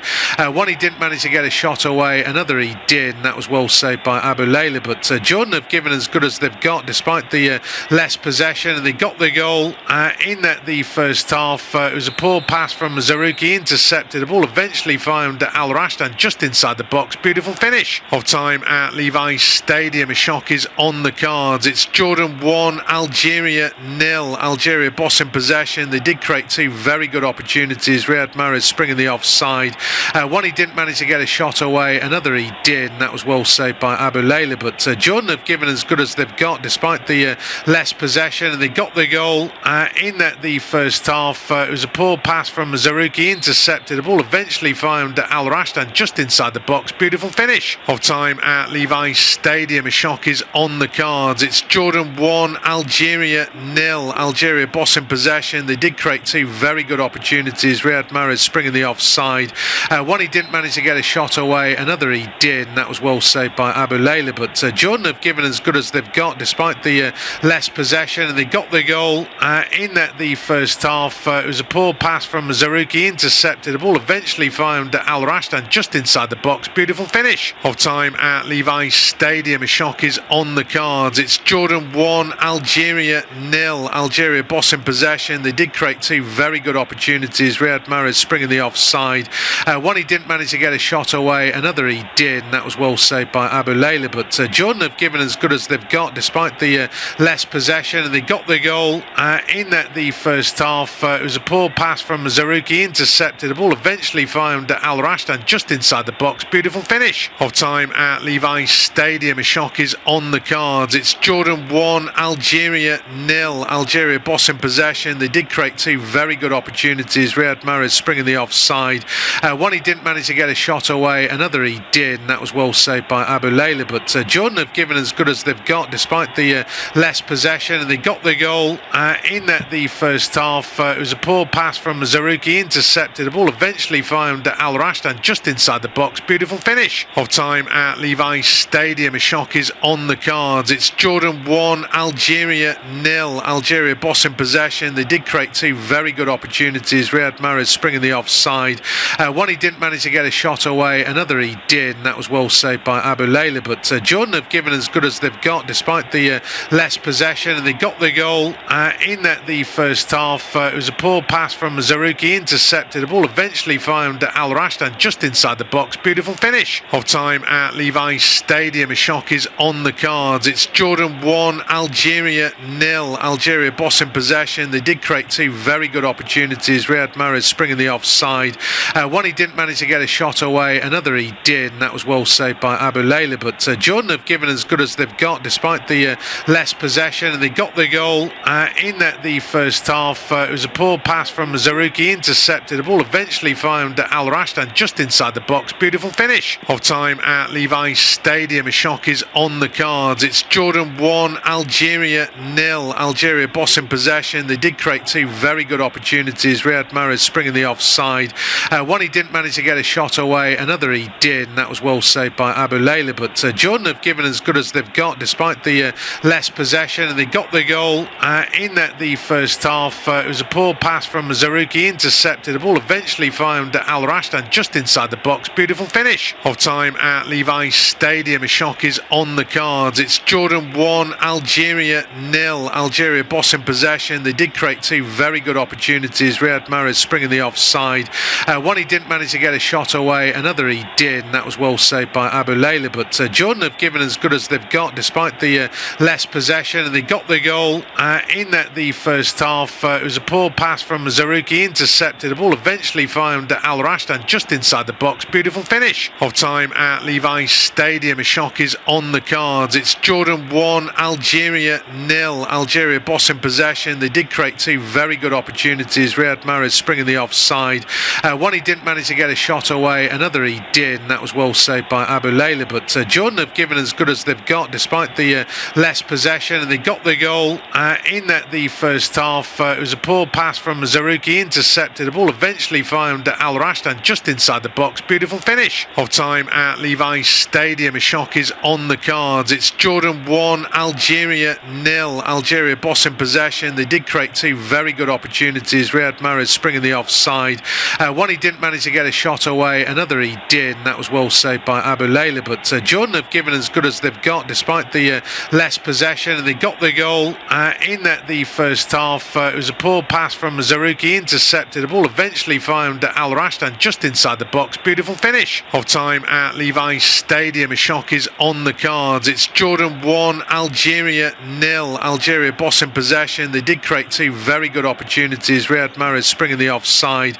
One he didn't manage to get a shot away, another he did, and that was well saved by Abu Layla. But Jordan have given as good as they've got despite the less possession, and they got the goal in the first half. It was a poor pass from Zarouki, intercepted. The ball eventually found Al Rashdan just inside the box. Beautiful finish of time at Levi Stadium. A shock is on the cards. It's Jordan 1, Algeria 0. Algeria boss in possession. They did create two very good opportunities. Riyad Mahrez springing the offside.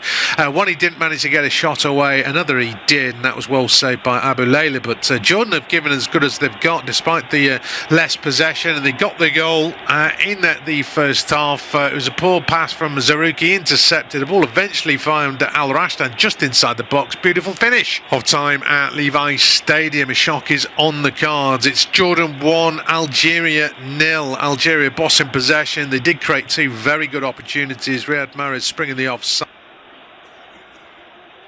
Well, a warm welcome along back to our coverage of the action taking place at Levi Stadium in San Francisco, or Santa Clara. And it's a surprising scoreline with Jordan leading by a goal to nil. Surprising perhaps pre-match, and not the way that the game went. Yes, Algeria had chances, but so too did Jordan. Of course, they've scored. Second best possession wise, but not on the shot count, as we've already talked about. Changes made or being made by Algeria, no surprise. Now, I can tell you Nabil Bentaleb is one of the players coming on. I'm guessing that Rami Zarouki is going to make way, possibly because he's on a yellow card, but of course he gave the ball away as well for the goal. So Bentaleb is on, and it does look as though there's another change being made as well. Don't know quite who's going off, but we'll confirm in a moment. But Nadir Ben Bouali is also entering the fray. So a forward and a midfielder are on. I'm guessing Zarouki is one. Not quite sure who the other player is, because I have seen Chalbi and Mahrez coming from. I haven't seen them directly, obviously, but I've seen them coming out of the tunnel, he says. So we'll confirm that in a moment. What do you make of the changes, though? Yeah, necessary. It's never ideal when you need to take off your central defensive midfielder. It's not a position that you're ever planning to substitute at half time, but he was at fault for the goal and on a yellow card, so he had to go. And then there has to be an attacking change made. Of course, we don't know yet who's gone off, but I don't think you could have any complaints about any of them, to be honest. No one really shone in that first half for Algeria. Yeah, but Dowi's actually gone off, and Zarouki. So we knew Zarouki. Well, I guess we guessed it.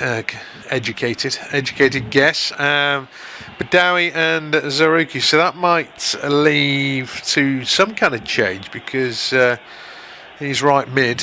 Well, he's playing in midfield, largely down the right-hand side, but actually towards the end of the first half, Badawi is playing on the left quite a lot. Algeria straight on the attack, double ricochet into the box, but quickly off his line is Abu Leila, diving at the feet of Guiri. So he's, of course, still on, and he's seemingly still playing through the middle. I'm not sure they're going to be playing 4 up top, though. No, I don't think so, but it is surprising. We've seen, I think, looking like Chaibi's maybe dropped into that left central midfield position. Just saw him contesting a ball in the centre of the park, so that would be my guess.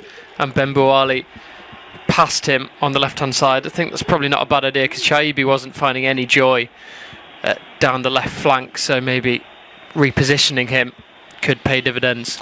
2 changes then for Algeria, and they're on the attack down the right-hand side with Maza, who's beaten one but not the second. He has won his side a corner, though. Already he's possibly done more in this second half than he did in the first. He had a quiet first half as well, but showed good strength, good skills as well, right on the touchline to threaten perhaps a counter into the box.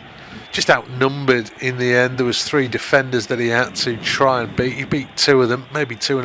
Riyad Mahrez thought about another short corner, but the referee is already having a chat with defenders and attackers about pushing and shoving.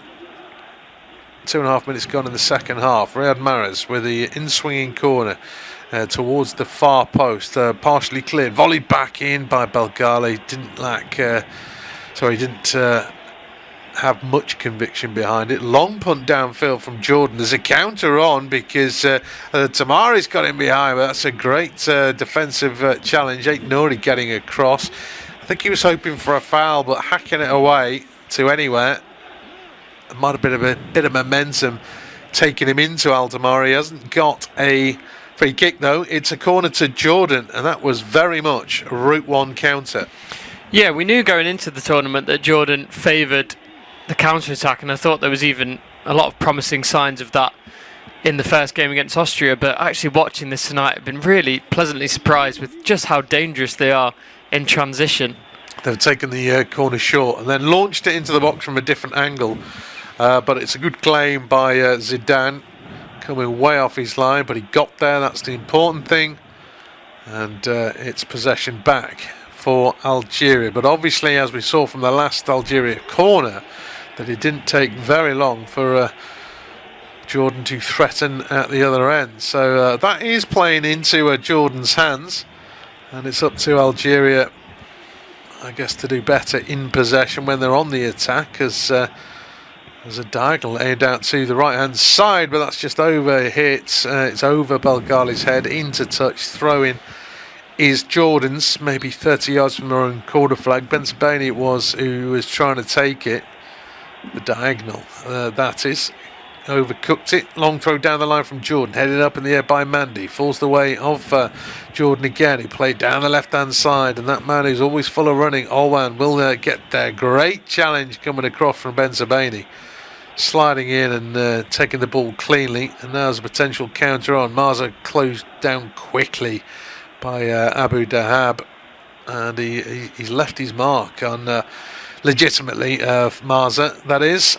Strong tackle that might just have caught Marza, but he's just a little bit out of the play at the moment. Guiri's actually dropping off. Ben Bouali, now Marza's back on his feet, sprinting down the line, although Mahrez has it, and he's clipped by the defender. I say the defender, it was Al Mahdi back there tripping up at Riyad Mahrez. Didn't see a yellow card come out, but it's certainly a potential for a yellow card. Way too late.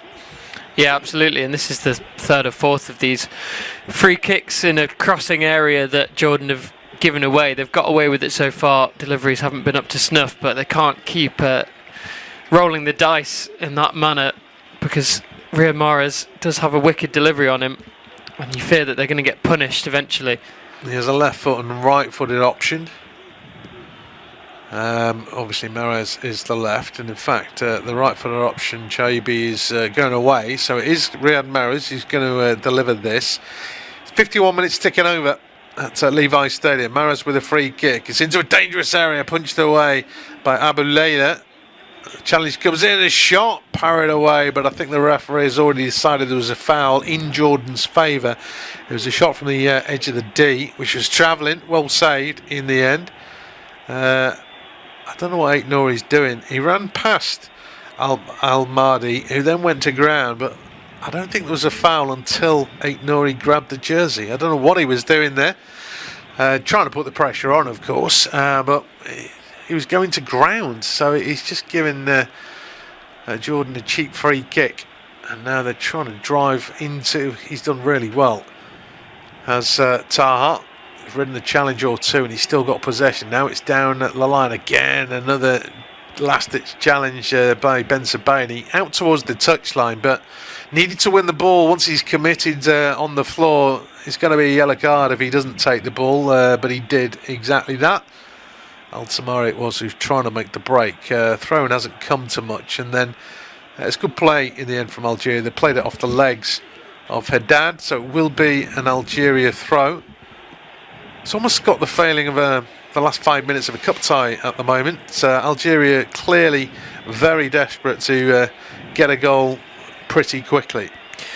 Yeah, it's understandable though when you think about all the possession they had in the first half, and it didn't really pay off for them. Jordan just so devastating on the transition. I think Algeria have just thought that there's no benefit for them of just trying to control the play. They need to just flood the bodies forward and try and beat Jordan at their own game, really. If you can't beat them, join them.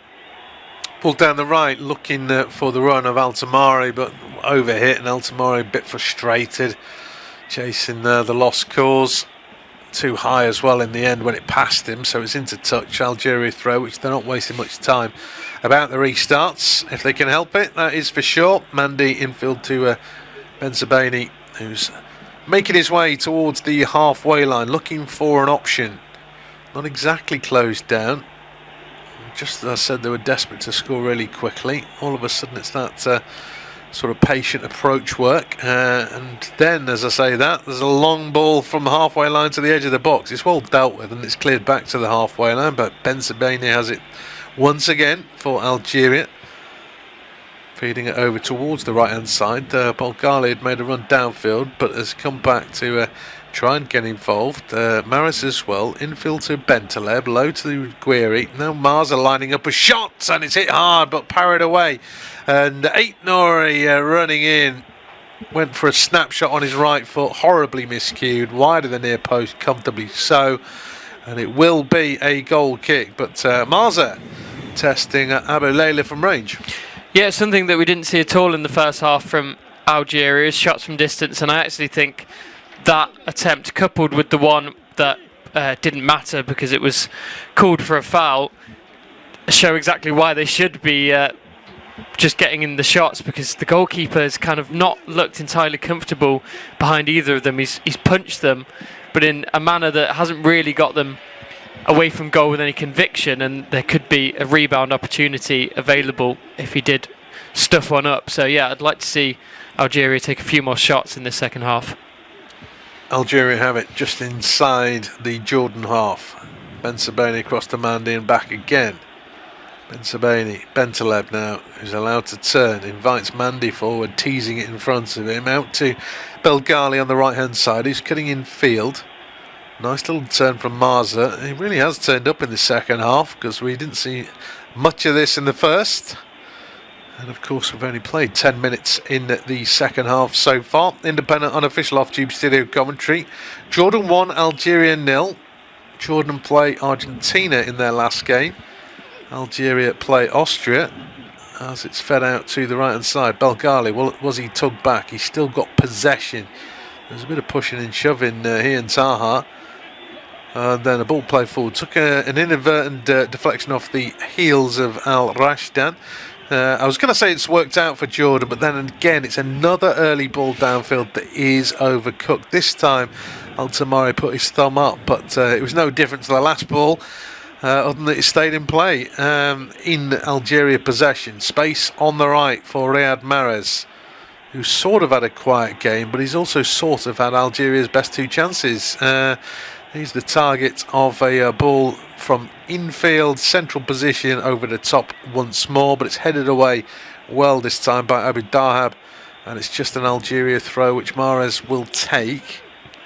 Belgali was there offering to take it, but Mahrez gets it back. Off the substitute, Bembawali, but then he can't control it, and it goes off him behind. Goal kick to Algeria, and goal kick to Jordan, who I'm sure the longer this game goes on will be in less rush to take these restarts. But strange one from Mahrez in the sense that, well, Belgali wanted to take the throw, and then it seemed as though Mahrez didn't know what to do with it. No, absolutely. Still just a little bit of miscommunication in that Algeria front line. We've just seen a replay of the goal. Something's just occurred to me that Altamari, that complete air shot on the way through, he got the tiniest of touches on it, and he has been given the assist. It's got to be up there as one of the worst assists in World Cup history, but they all count the same. Mahrez, not a great touch this time. He'd found a pocket between midfield and defence, but now he's out of position, as are the white jerseys. That's a great ball through, shooting opportunity. No, Benzabeni across is held up. Altamari, and then the pass back is led to a challenge. Another challenge comes in. The referee's letting all of them go. Eventually he's decided that Benzabeni didn't get an advantage. There's a player, Al Rashdan, down. He went down thinking he'd been fouled. He hadn't, according to the referee. He was right there. Studs were down. I suppose the boot of Chaibi caught him in the chest. That sounds worse than it is, because it's Al Rashdan who's sliding in, and Chaibi is trying to hurdle him. He's trying to get out of the way, and then Ben Sabaini just got to the ball before Al Tamari, who then slid in, looking over his shoulder towards the referee in a bit of shock. Please don't give a foul. I'm only a fraction of a second late. But I do find the second the foul that was given, I find that strange, because two players are both sliding in.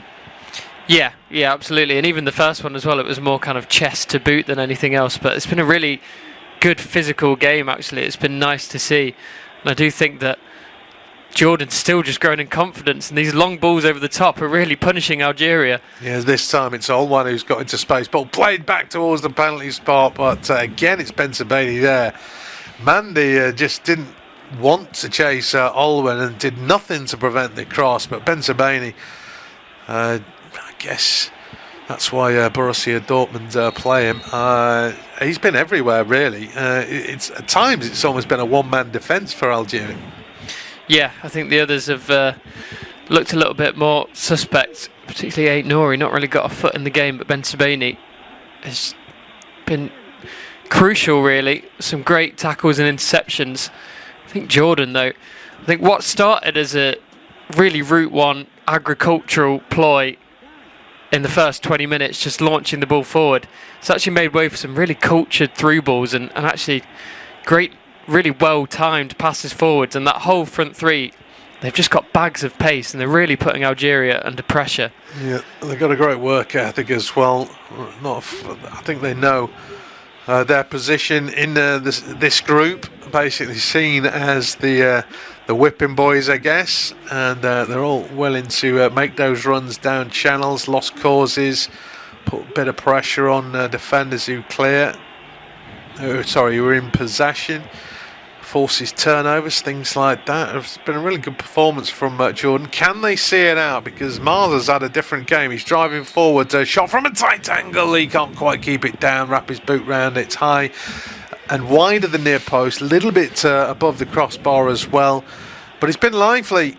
he's just left it until the second half. It's not a million miles away, but just off target. Yeah, always rising. I think he was one of those players that was potentially on the short list for a half-time substitution, but he's rewarded Vladimir Petkovic for keeping him on with a much livelier performance in this opening 15 minutes of the second 45. Yeah, he's had a couple of efforts now, and I don't think Algeria probably had more than two. No, I tell a lie. Stats are telling me they've had 4 attempts in this second half. And Jordan, despite looking dangerous and getting into good positions, they, so far at least, haven't had an attempt in this second half. But they've forced another turnover, this time Benzabeni giving it away. And it's a good switch of play over to the left-hand side. Taha it is, pulls it back towards the penalty spot. Nice idea, but again, as a curler comes in, and that's not too far wide. That was Bouabde with the strike, and a little bit like Marza at the other end, a fraction too high, a fraction too wide. Not sure the keeper's getting there. Yeah, good again though from Jordan, nipping at the heels of Algeria, then not letting them settle or get away with anything for free.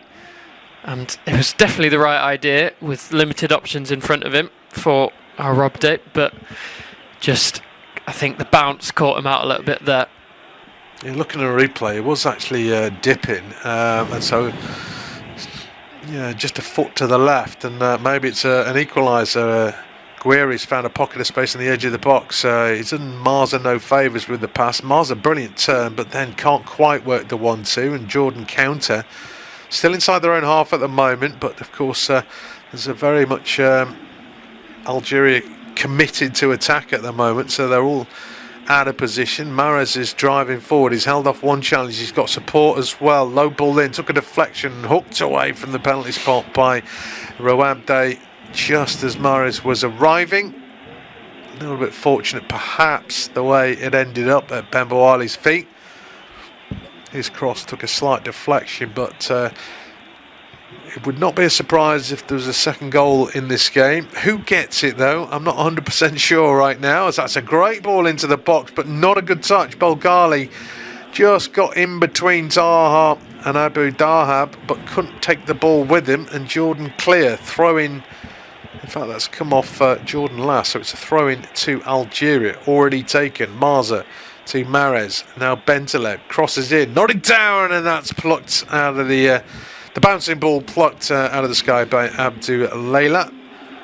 Possibly going wide of the post. It's probably the first Algeria cross that's found a target.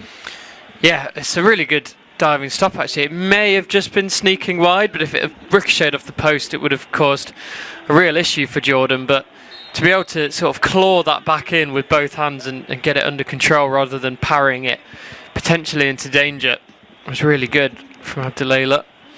He's having a very solid game so far, although he's not been tested nearly enough. Possession stats, excuse me, still very much in Algeria's favour, 72-28 over the course of the second half, so it's obviously relatively short time frame, 18 minutes or so, 19 minutes. Mahrez turns his man and he's brought down by Abid Dahab, and the referee's going into his pocket. Abid Dahab is not really interested, but he has got himself a yellow card. The first Jordan player to go into the book, and of course a nice turn from Mahrez. We know what he's capable of, and it's certainly wrong-footed. Abid Dahab accepts his punishment. Yeah, I fouled him, ref. Well, good call. Yellow card, free kick in a decent area as far as Algeria are concerned, but their crossing from wide positions hasn't always been good. I mean, half the time they don't actually cross it, they take it short, but this looks to be in a good position. Riyad Mahrez put a cross in from free kick much further out than this one. This is maybe 10-12 yards from the goal line, similar distance infield, so it's between the area and the corner flag. The referee again, he's got plenty to say for the players in the box. There's one Algeria player looks offside at the moment. Can't quite see who it is in the crowd. Now the referee's having a word with the player who's behind the wall. No, he's stood next to that guy. He's telling the wall to get behind the spray. but he's very meticulous at the set-piece situation.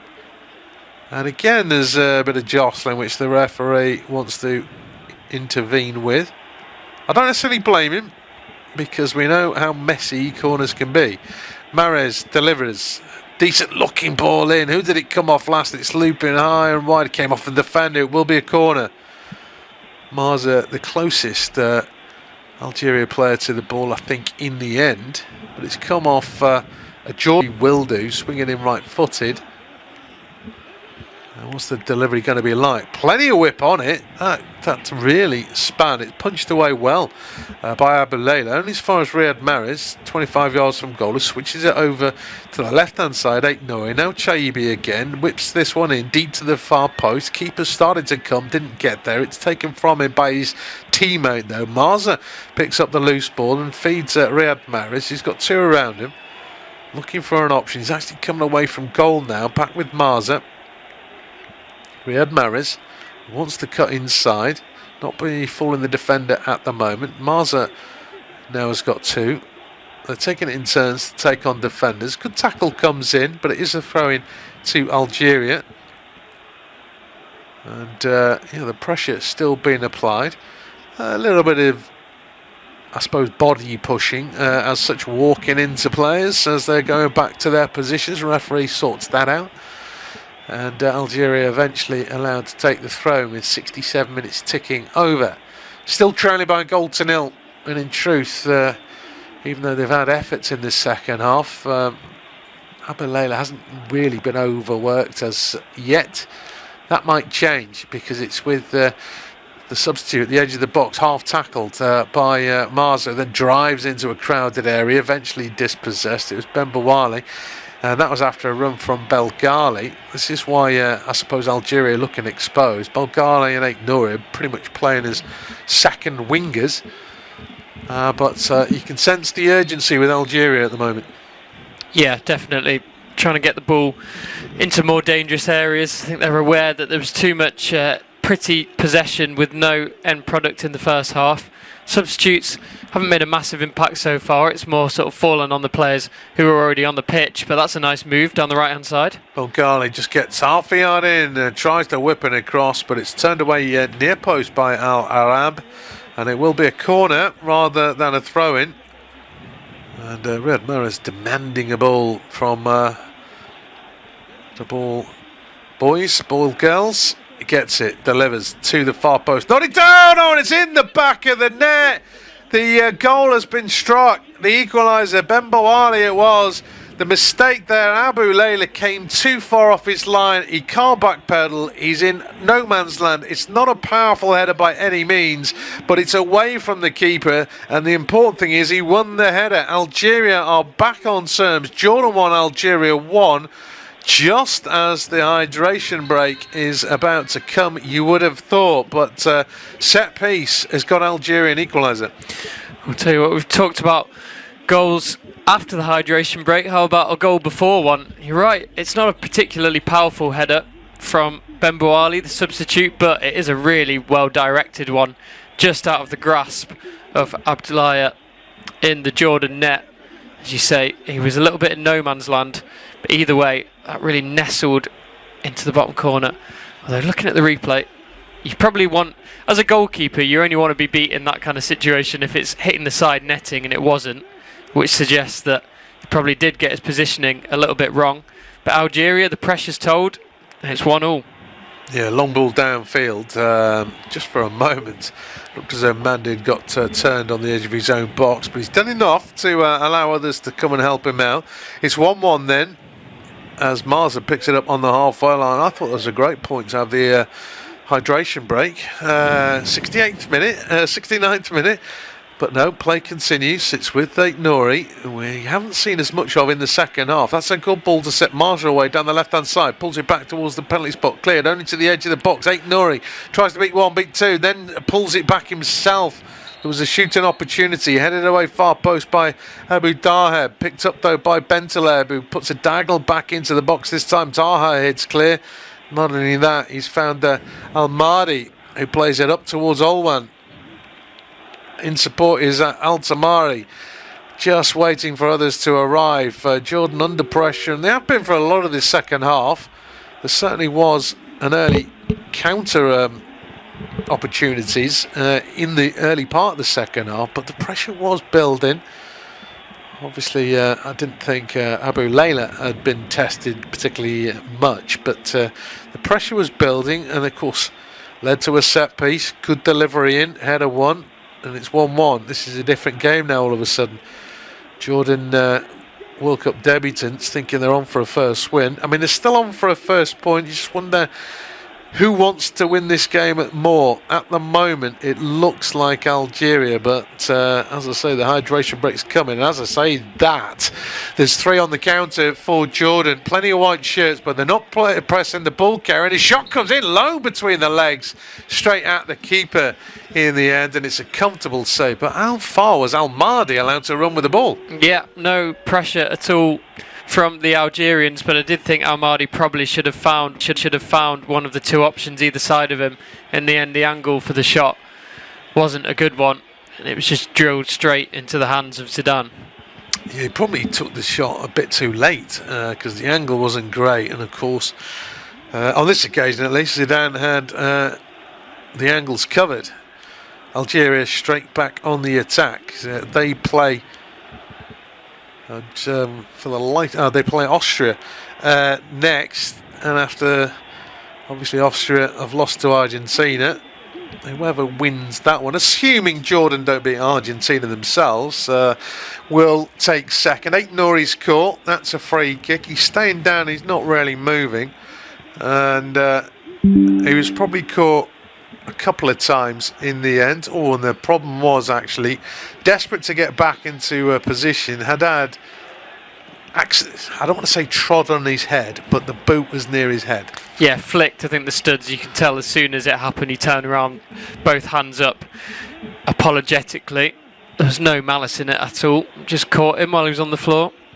It is a free kick though, in a decent position. Riyad Mahrez, 18 yards from goal, a couple of yards in from the left touchline. So this is curling away from the keeper, with nobody else taking this free kick.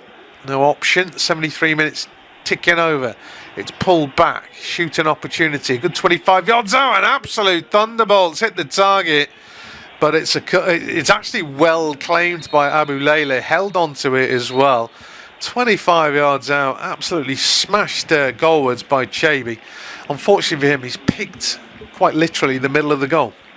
Yeah, it was a little bit too straight, but it was well held by the Jordan goalkeeper, actually.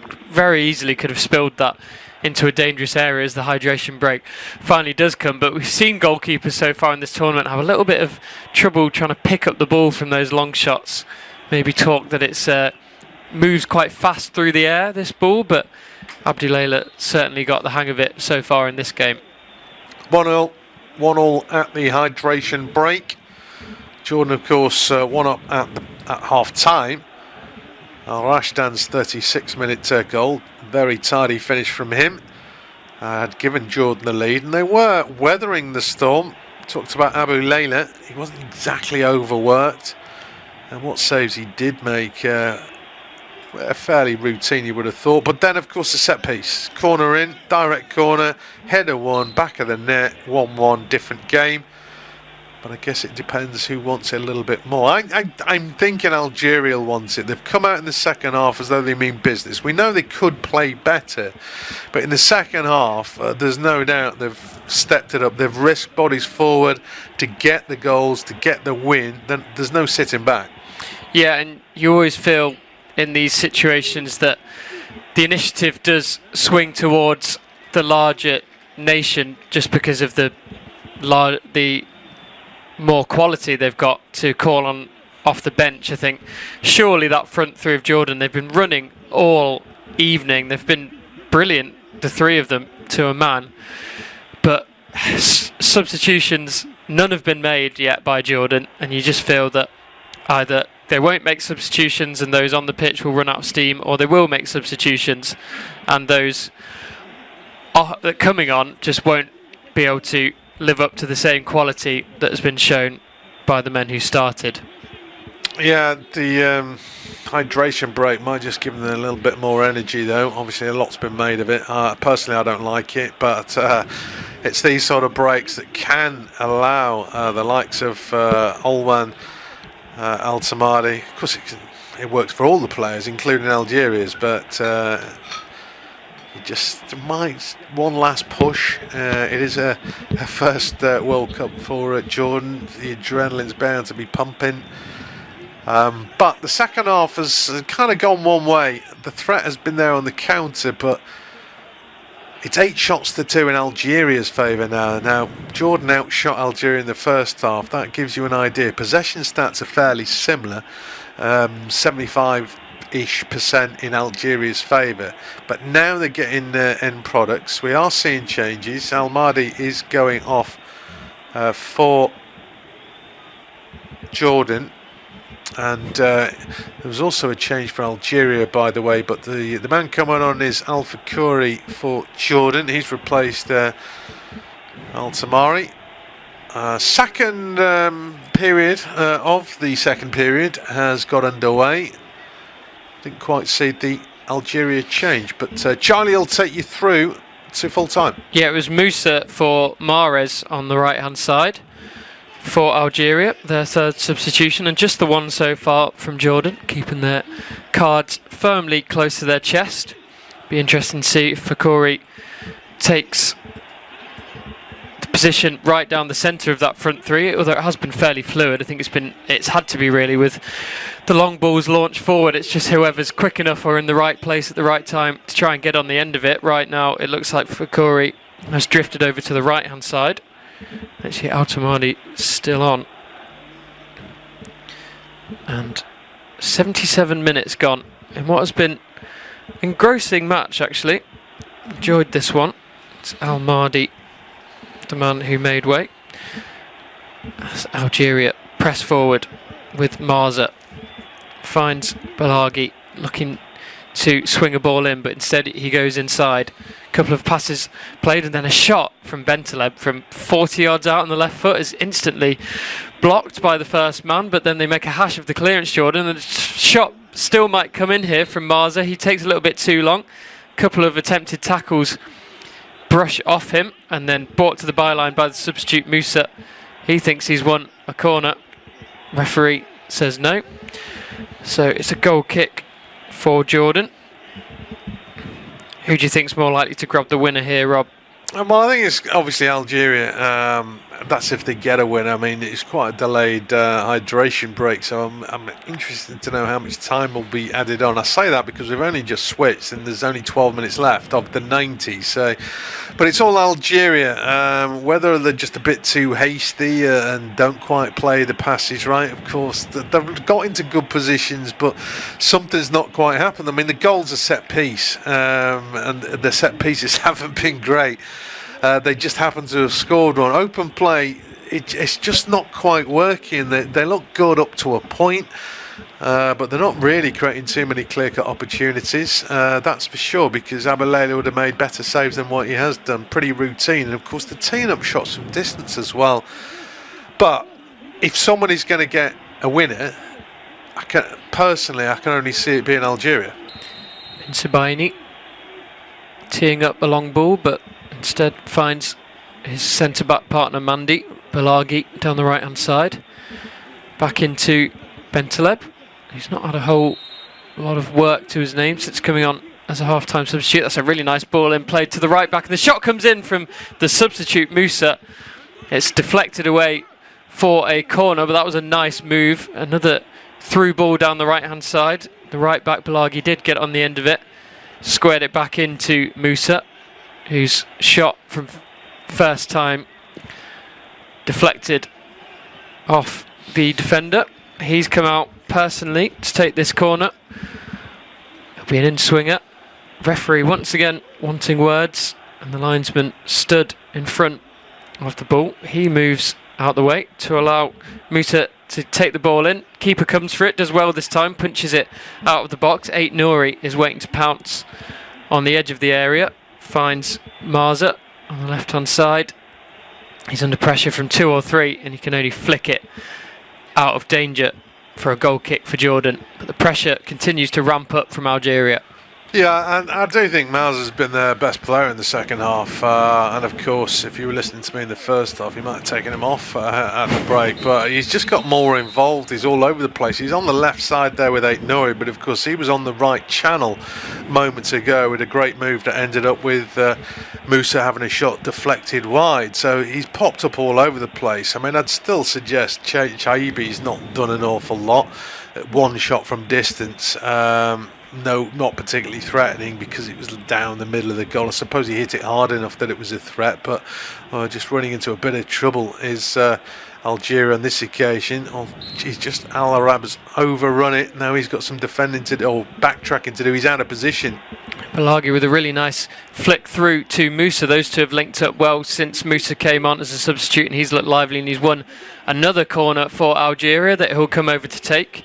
Yeah, I'd add Gouiri to that list of fairly anonymous Algeria players. I think as the number 9, he's had little to no impact in the game, but he's still on, still hunting a goal that would surely provide a vital 3 points to his team. Algeria on goal difference currently sit bottom of Group J.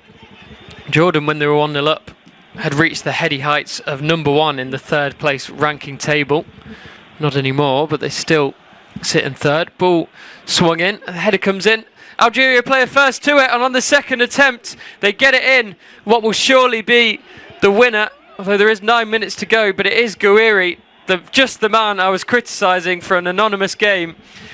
He's done the right thing as a striker, been in the right place at the right time. The ball wasn't dealt with, and he's pounced 2 yards from goal, pokes it in. Algeria have turned this one around. It's 2-1. Yeah, I think it might have been Ben Bouali who got the first header as well, but quick as a flash, he was onto it. I didn't think the marking was great from Jordan because although he doesn't get the first ball, and maybe you could forgive the defenders, but he's inside the 6-yard box and he gets to a loose ball under no pressure. Who got the first touch though? Oh, do you know what? He might be offside. He might be offside. His left boot might have gone a fraction too soon. He's gone round the back of the defender to get onto the loose ball. I mean, I like his instincts and all that, but he's just gone around the back of his marker. I suppose he had to. He couldn't come in front of him because that would have been blocked off. He's just reacting to where he thinks a header might go. And of course defenders don't react like that, and of course he got to where the ball ended up. He's tucked it home, but his left boot might just be offside. Yeah, it was one of them. He couldn't wait, really. He couldn't have held his run. It's not his fault that he's offside. He wouldn't have made it to the ball if he was onside, but it could be chalked off as we're seeing 2 changes being readied for Jordan. They are checking it VAR. I did have in my notes actually that in their first game against Austria, Jordan looked really poor defending corners, and it's come back to bite them again in this game, regardless of whether this goal stands or not. I think there's 2 hands in there as well from a Jordan player, so could we potentially see a penalty if the goal is chalked off? Lots for VAR to ponder. We're seeing a nice slow motion replay here. Ball comes in, missed by 2. It definitely comes off the hand of Nizar and maybe even the hand of Nassib as well. Penalty potentially, Rob? I don't understand that you can give a penalty for that. They're giving the goal. I mean, they're looking at penalties, not offside. Maybe they'd already cancelled out the offside. We didn't get a look at the potential offside. I think that's more offside than a penalty. That's what I'm saying. There's 2 players who've got in each other's way. You wouldn't say their hands are above their heads. They're not trying to block anything. It's on its way down. It's hit a hand. I don't think that's a penalty. And of course, we haven't seen an offside look, but presumably VAR have, and they're happy with it. I'm surprised by that actually, because that left boot just looked further ahead than the defender's left boot. But the goal stands, and 2 set pieces have cost them. I like the alertness and the desire, knowing where to be from Gouiri, and it's a tidy finish as well because he bounced quite awkwardly, but he got his body in the right shape and just tucked it past the keeper. I know he's been criticised by both of us probably. In fact, that's the last involvement. But it could be so important for Algeria. They're 2-1 up now. Having another, they've changed it. They've changed it. They've got a different still. I don't know, what is he? 3 inches onside, so it's not as tight as I thought. Clearly, but that looked more offside the previous still we had. But it is semi-automated.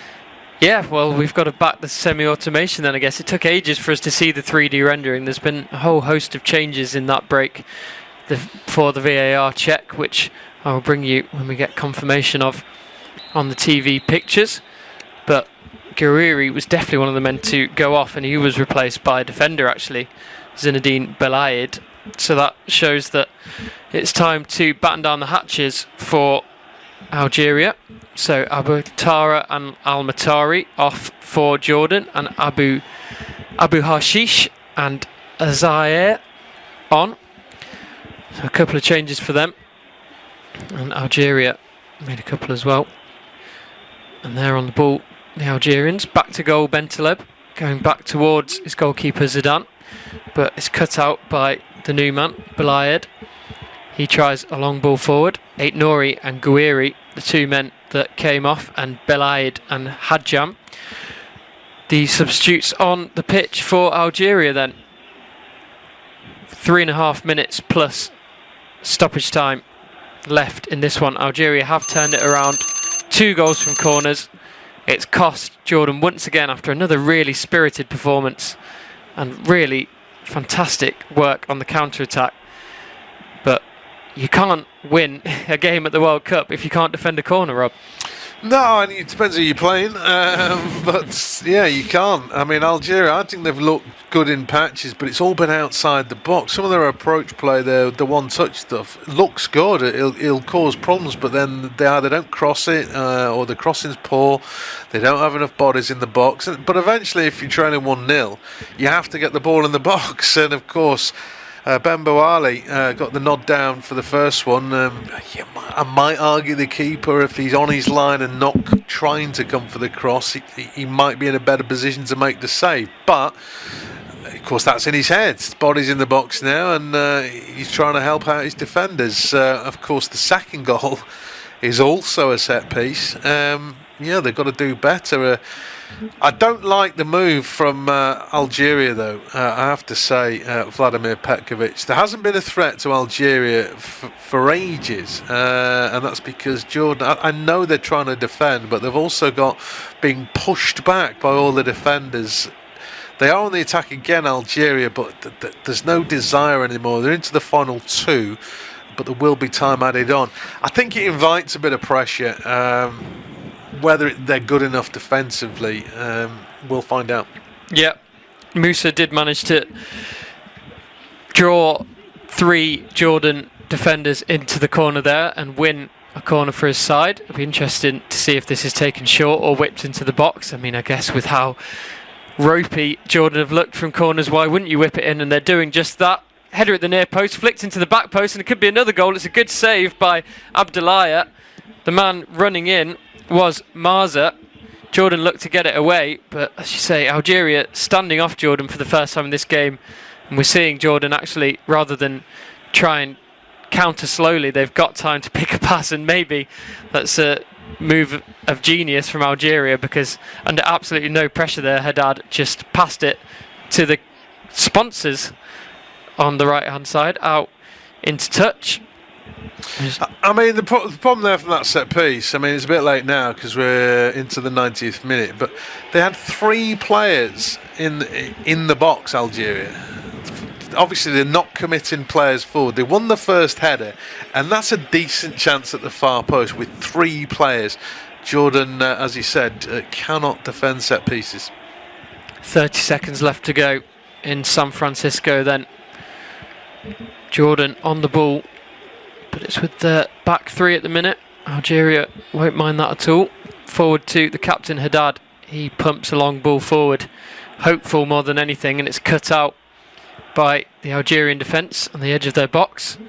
And no nonsense, Chaibi boots it forward. It's back with Haddad though. In inside to Al Rababde. And again, Algeria managed to win possession, but it takes them 2-3 bites at the cherry before Bentaleb can come away with it and get a fairly soft foul, but a foul nonetheless from Al Rababde on right in the centre circle. I was just seeing probably two more substitutions readied by Jordan. Last roll of the dice for them. This would put them in a real predicament. One game left, and it's against Argentina, and they would probably need all 3 points if they wanted to progress from their first ever World Cup. We have confirmation, 7 minutes added time. This one's far from done then, and the substitutions will happen now. It's been a meteoric rise really though for Jordan as a footballing nation. As we see, Olwan, who's been probably the best player on the pitch for Jordan, is replaced by the number 7, who's Mohamed Abouzraik. He'll probably replace him on the right hand side, and Abu Dahab makes way for Salim Obaid in defence. Yeah, it's been a great rise under the management of Jamal Salami. When their allocation, the Asian allocation, doubled from 4 to 8 for this tournament, it allowed Jordan the opportunity to qualify, but they did so in style really. They did it with 2 games to spare in the final qualifying group. They lost the Arab Cup final to Morocco last year. They reached the final of the 2023 Asian Cup as well. So they are a team on the rise, and no doubt incredibly proud to be representing their country at a World Cup. But right now it looks like they're on the verge of a second consecutive defeat, which would all but spell the end of their campaign for Algeria. Still many questions to answer really. Not a great performance all round in this one, but they have the lead through 2 corners, and they're coming forward again. Ball's played back to Belagi. Under pressure, turns back towards his own goal and finds Mandi. And it is a back 5 that Algeria have changed to, with Balaid, who came on for the striker Gouiri, slotting into the middle of Benser Baini and Mandi. Ball given away. Al Rawabde finds his number 3, Nasib, who pumps the ball forwards. The flick on from the header. Does the flag stay down? Yes, it does. Here's an opportunity for Jordan down the right hand side. Ball played in to the number 21, Al Rashtan, the goal scorer of course. He finds his right back, Haddad, and he, under pressure from the Algeria defence, can only run it out for a goal kick for Algeria. 4 minutes to go. I think they've struggled, haven't they? I mean, it sounds silly, but the goal was about 11 minutes ago. They're struggling to get any kind of momentum. They don't quite know what they're going to do. I think when they were playing on the counter, and even at 0-0, you could see the plan. They didn't always just throw red shirts forward. They waited for the opportunities. But now, because they have to get forward, it's kind of all a bit rushy, and they don't know exactly how they're going to attack Algeria. Of course, they have to do. Yeah, I guess with time running out, that's simply what they've got to do. But there's too many errant passes. We've just seen another one. It's way over here. They don't quite know how they're going to get it forward with meaning at the moment. Of course, time ticks. There's 3 minutes left of stoppage time. And it's a bit unfortunate the way that it's happened, 2 set pieces, because from open play, they've defended pretty well. Yes, the 2 chances in the first half, Mahrez in behind, but they were the only 2 really from open play that you thought they're 2 brilliant chances. Argentina might create a few, but it depends how badly they want it. Yeah, not only the how well they've defended from open play, but also, I would say, other than those 2 corners and maybe a couple of others in the second half, Algeria have actually been really poor from set pieces. We kept saying how they were wasting those free kicks in crossing opportunities, but they've managed to get 2 goals from 2 corners in the second half. Jordan with a bit of interplay in the Algeria half, but give it away. Algeria come forward again. That's a nice inside reverse pass, but the sting sort of taken out of this game deliberately by Algeria now. Bentaleb comes forward. A nice chip through chip ball through to Marza. He can't quite get it under control. Cleared back out to Bentaleb, but it's gone out for another corner to Algeria. So they've definitely ramped up the pressure in this second half. 6 corners in the second half for Algeria. Obviously 2 of them have told in devastating fashion. Chaibi, who's lasted the full 90 minutes, takes this one short to Musa on the left hand side, and it's clear the tactic now. Musa wants to keep it in the corner, but it's gone out instead for a throw-in, so that was a wasteful bit of possession from Algeria, unable to deaden the game as they'd have liked. Just a minute and a half to go of the 97, and Musa passes it straight out. Jordan will have the throw-in and the opportunity to snatch something late on. Of course, still hunting their first ever points at a World Cup. The second ever goal scored tonight by Al Rashdan. And a spirited performance, but one that looks like it's going to bear no fruit unless they can get something here. Long throw is going to be attempted by the looks of it from the captain Haddad. He's not got much space to run into, so instead he opts to throw back to his defender Nassib. Gets it back, whips the ball in. One of the centre backs, Al Arab, has gone up, but his header is harmlessly away. Musa is run out into touch, but he's saying he has won a throw in for his side. The referee agrees. It'll be taken by Belaghi, running the clock down now. Just waiting for his teammates to get into position. They've lost it again though, but Belaghi wins it straight back. Brilliant work. He's really grown into the game in this second half, and he's continuing his run. Musa finds him, and he looks to get the ball into the box. It's blocked by the Jordan defender. They'll try and come forward again, but well cut out in the centre of the park by Bentaleb, and that's brilliant. Midfield play, spins his mark at Al Arab, and then wins the free kick. Yeah, it's good stuff. He could have stayed on his feet there as well. I think he tried to, but then he's probably thought clock's ticking. Musa seems an interesting character. He's got some tricks, but I think he's given the ball away a little bit too cheaply at times. He's just trying to some tricks now, and that has bought some time.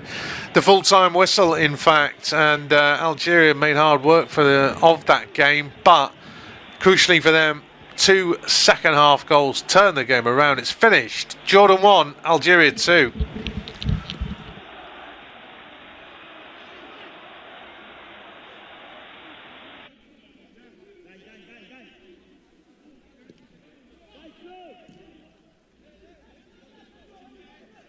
Our next football commentary match is getting ever nearer, so why not take the opportunity of having a bet on the match? Whether you're interested in betting on the match result, the first player to score, the last scorer, correct score, double result, total goals market, handicap betting, or any other of our exciting markets, it's fun to be involved. Don't forget, when the match kicks off, you can sit back and enjoy superb independent studio commentary while also enjoying our in-play betting opportunities. Good luck.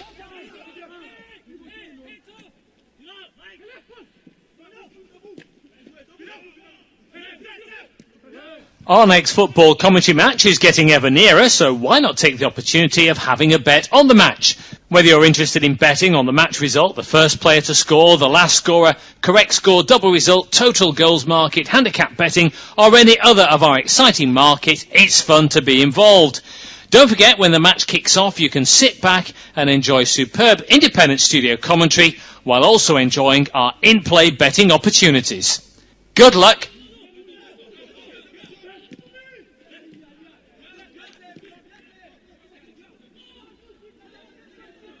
Our next football commentary match is getting ever nearer, so why not take the opportunity of having a bet on the match? Whether you're interested in betting on the match result, the first player to score, the last scorer, correct score, double result, total goals market, handicap betting, or any other of our exciting markets, it's fun to be involved.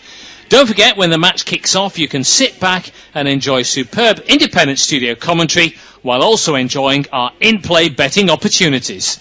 Good luck.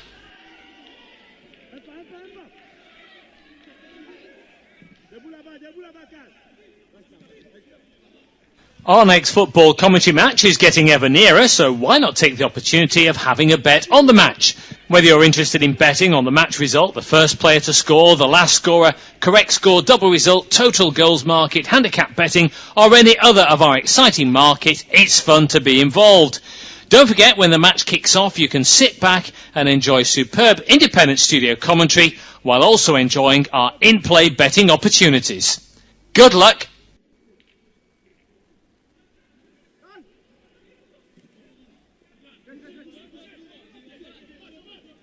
Our next football commentary match is getting ever nearer, so why not take the opportunity of having a bet on the match? Whether you're interested in betting on the match result, the first player to score, the last scorer, correct score, double result, total goals market, handicap betting, or any other of our exciting market, it's fun to be involved.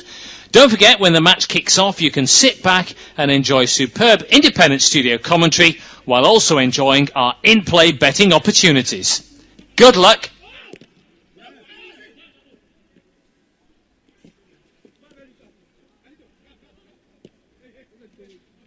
Our next football commentary match is getting ever nearer, so why not take the opportunity of having a bet on the match?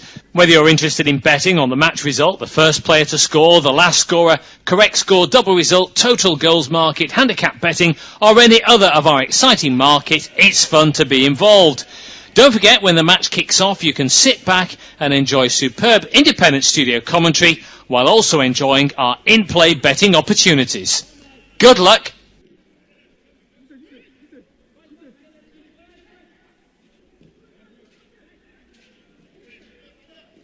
Our next football commentary match is getting ever nearer, so why not take the opportunity of having a bet on the match? Whether you're interested in betting on the match result, the first player to score, the last scorer, correct score, double result, total goals market, handicap betting, or any other of our exciting market, it's fun to be involved.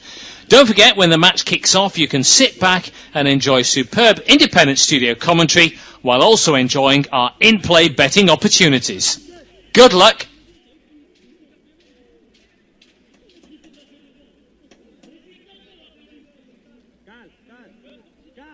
Our next football commentary match is getting ever nearer, so why not take the opportunity of having a bet on the match? Whether you're interested in betting on the match result, the first player to score, the last scorer, correct score, double result, total goals market, handicap betting, or any other of our exciting market, it's fun to be involved. Don't forget, when the match kicks off, you can sit back and enjoy superb independent studio commentary while also enjoying our in-play betting opportunities. Good luck!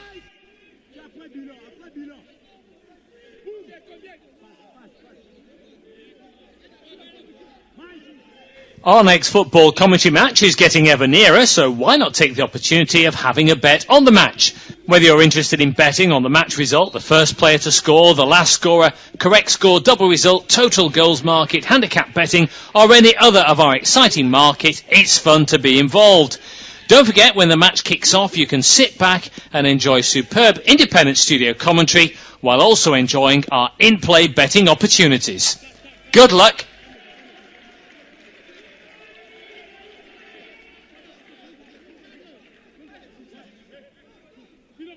Our next football commentary match is getting ever nearer, so why not take the opportunity of having a bet on the match? Whether you're interested in betting on the match result, the first player to score, the last scorer, correct score, double result, total goals market, handicap betting, or any other of our exciting market, it's fun to be involved. Don't forget, when the match kicks off, you can sit back and enjoy superb independent studio commentary while also enjoying our in-play betting opportunities. Good luck!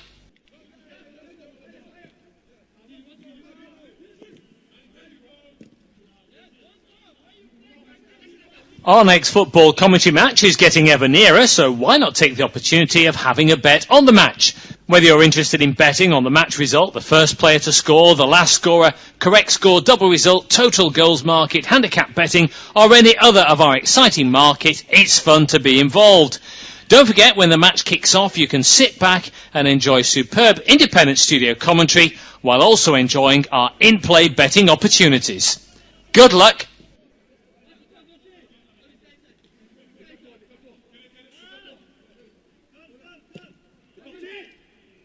Our next football commentary match is getting ever nearer, so why not take the opportunity of having a bet on the match? Whether you're interested in betting on the match result, the first player to score, the last scorer, correct score, double result, total goals market, handicap betting, or any other of our exciting market, it's fun to be involved. Don't forget, when the match kicks off, you can sit back and enjoy superb independent studio commentary while also enjoying our in-play betting opportunities. Good luck!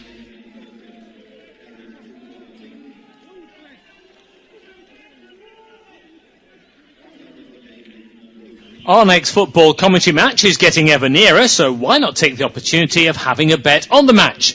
Whether you're interested in betting on the match result, the first player to score, the last scorer, correct score, double result, total goals market, handicap betting, or any other of our exciting market, it's fun to be involved. Don't forget, when the match kicks off, you can sit back and enjoy superb independent studio commentary while also enjoying our in-play betting opportunities. Good luck!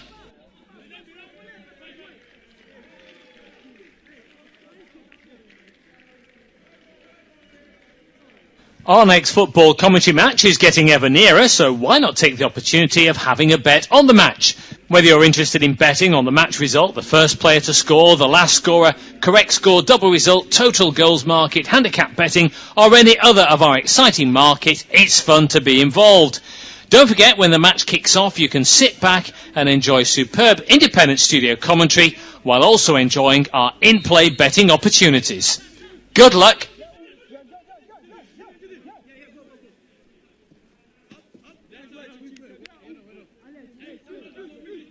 Our next football commentary match is getting ever nearer, so why not take the opportunity of having a bet on the match? Whether you're interested in betting on the match result, the first player to score, the last scorer, correct score, double result, total goals market, handicap betting, or any other of our exciting market, it's fun to be involved. Don't forget, when the match kicks off, you can sit back and enjoy superb independent studio commentary while also enjoying our in-play betting opportunities. Good luck!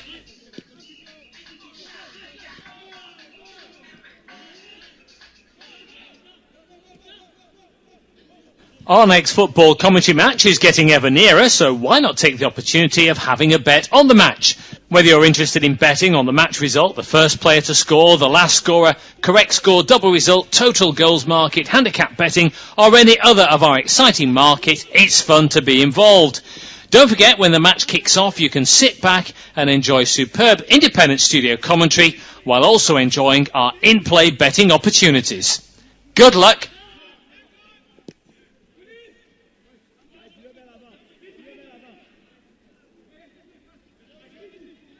Our next football commentary match is getting ever nearer, so why not take the opportunity of having a bet on the match? Whether you're interested in betting on the match result, the first player to score, the last scorer, correct score, double result, total goals market, handicap betting, or any other of our exciting market, it's fun to be involved. Don't forget, when the match kicks off, you can sit back and enjoy superb independent studio commentary while also enjoying our in-play betting opportunities. Good luck!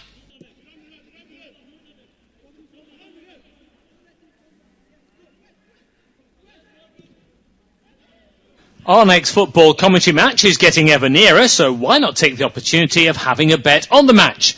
Whether you're interested in betting on the match result, the first player to score, the last scorer, correct score, double result, total goals market, handicap betting, or any other of our exciting market, it's fun to be involved.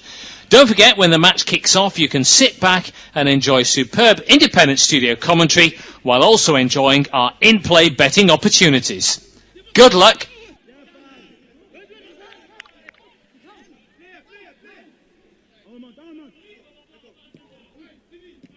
Our next football commentary match is getting ever nearer, so why not take the opportunity of having a bet on the match? Whether you're interested in betting on the match result, the first player to score, the last scorer, correct score, double result, total goals market, handicap betting, or any other of our exciting market, it's fun to be involved. Don't forget, when the match kicks off, you can sit back and enjoy superb independent studio commentary while also enjoying our in-play betting opportunities. Good luck!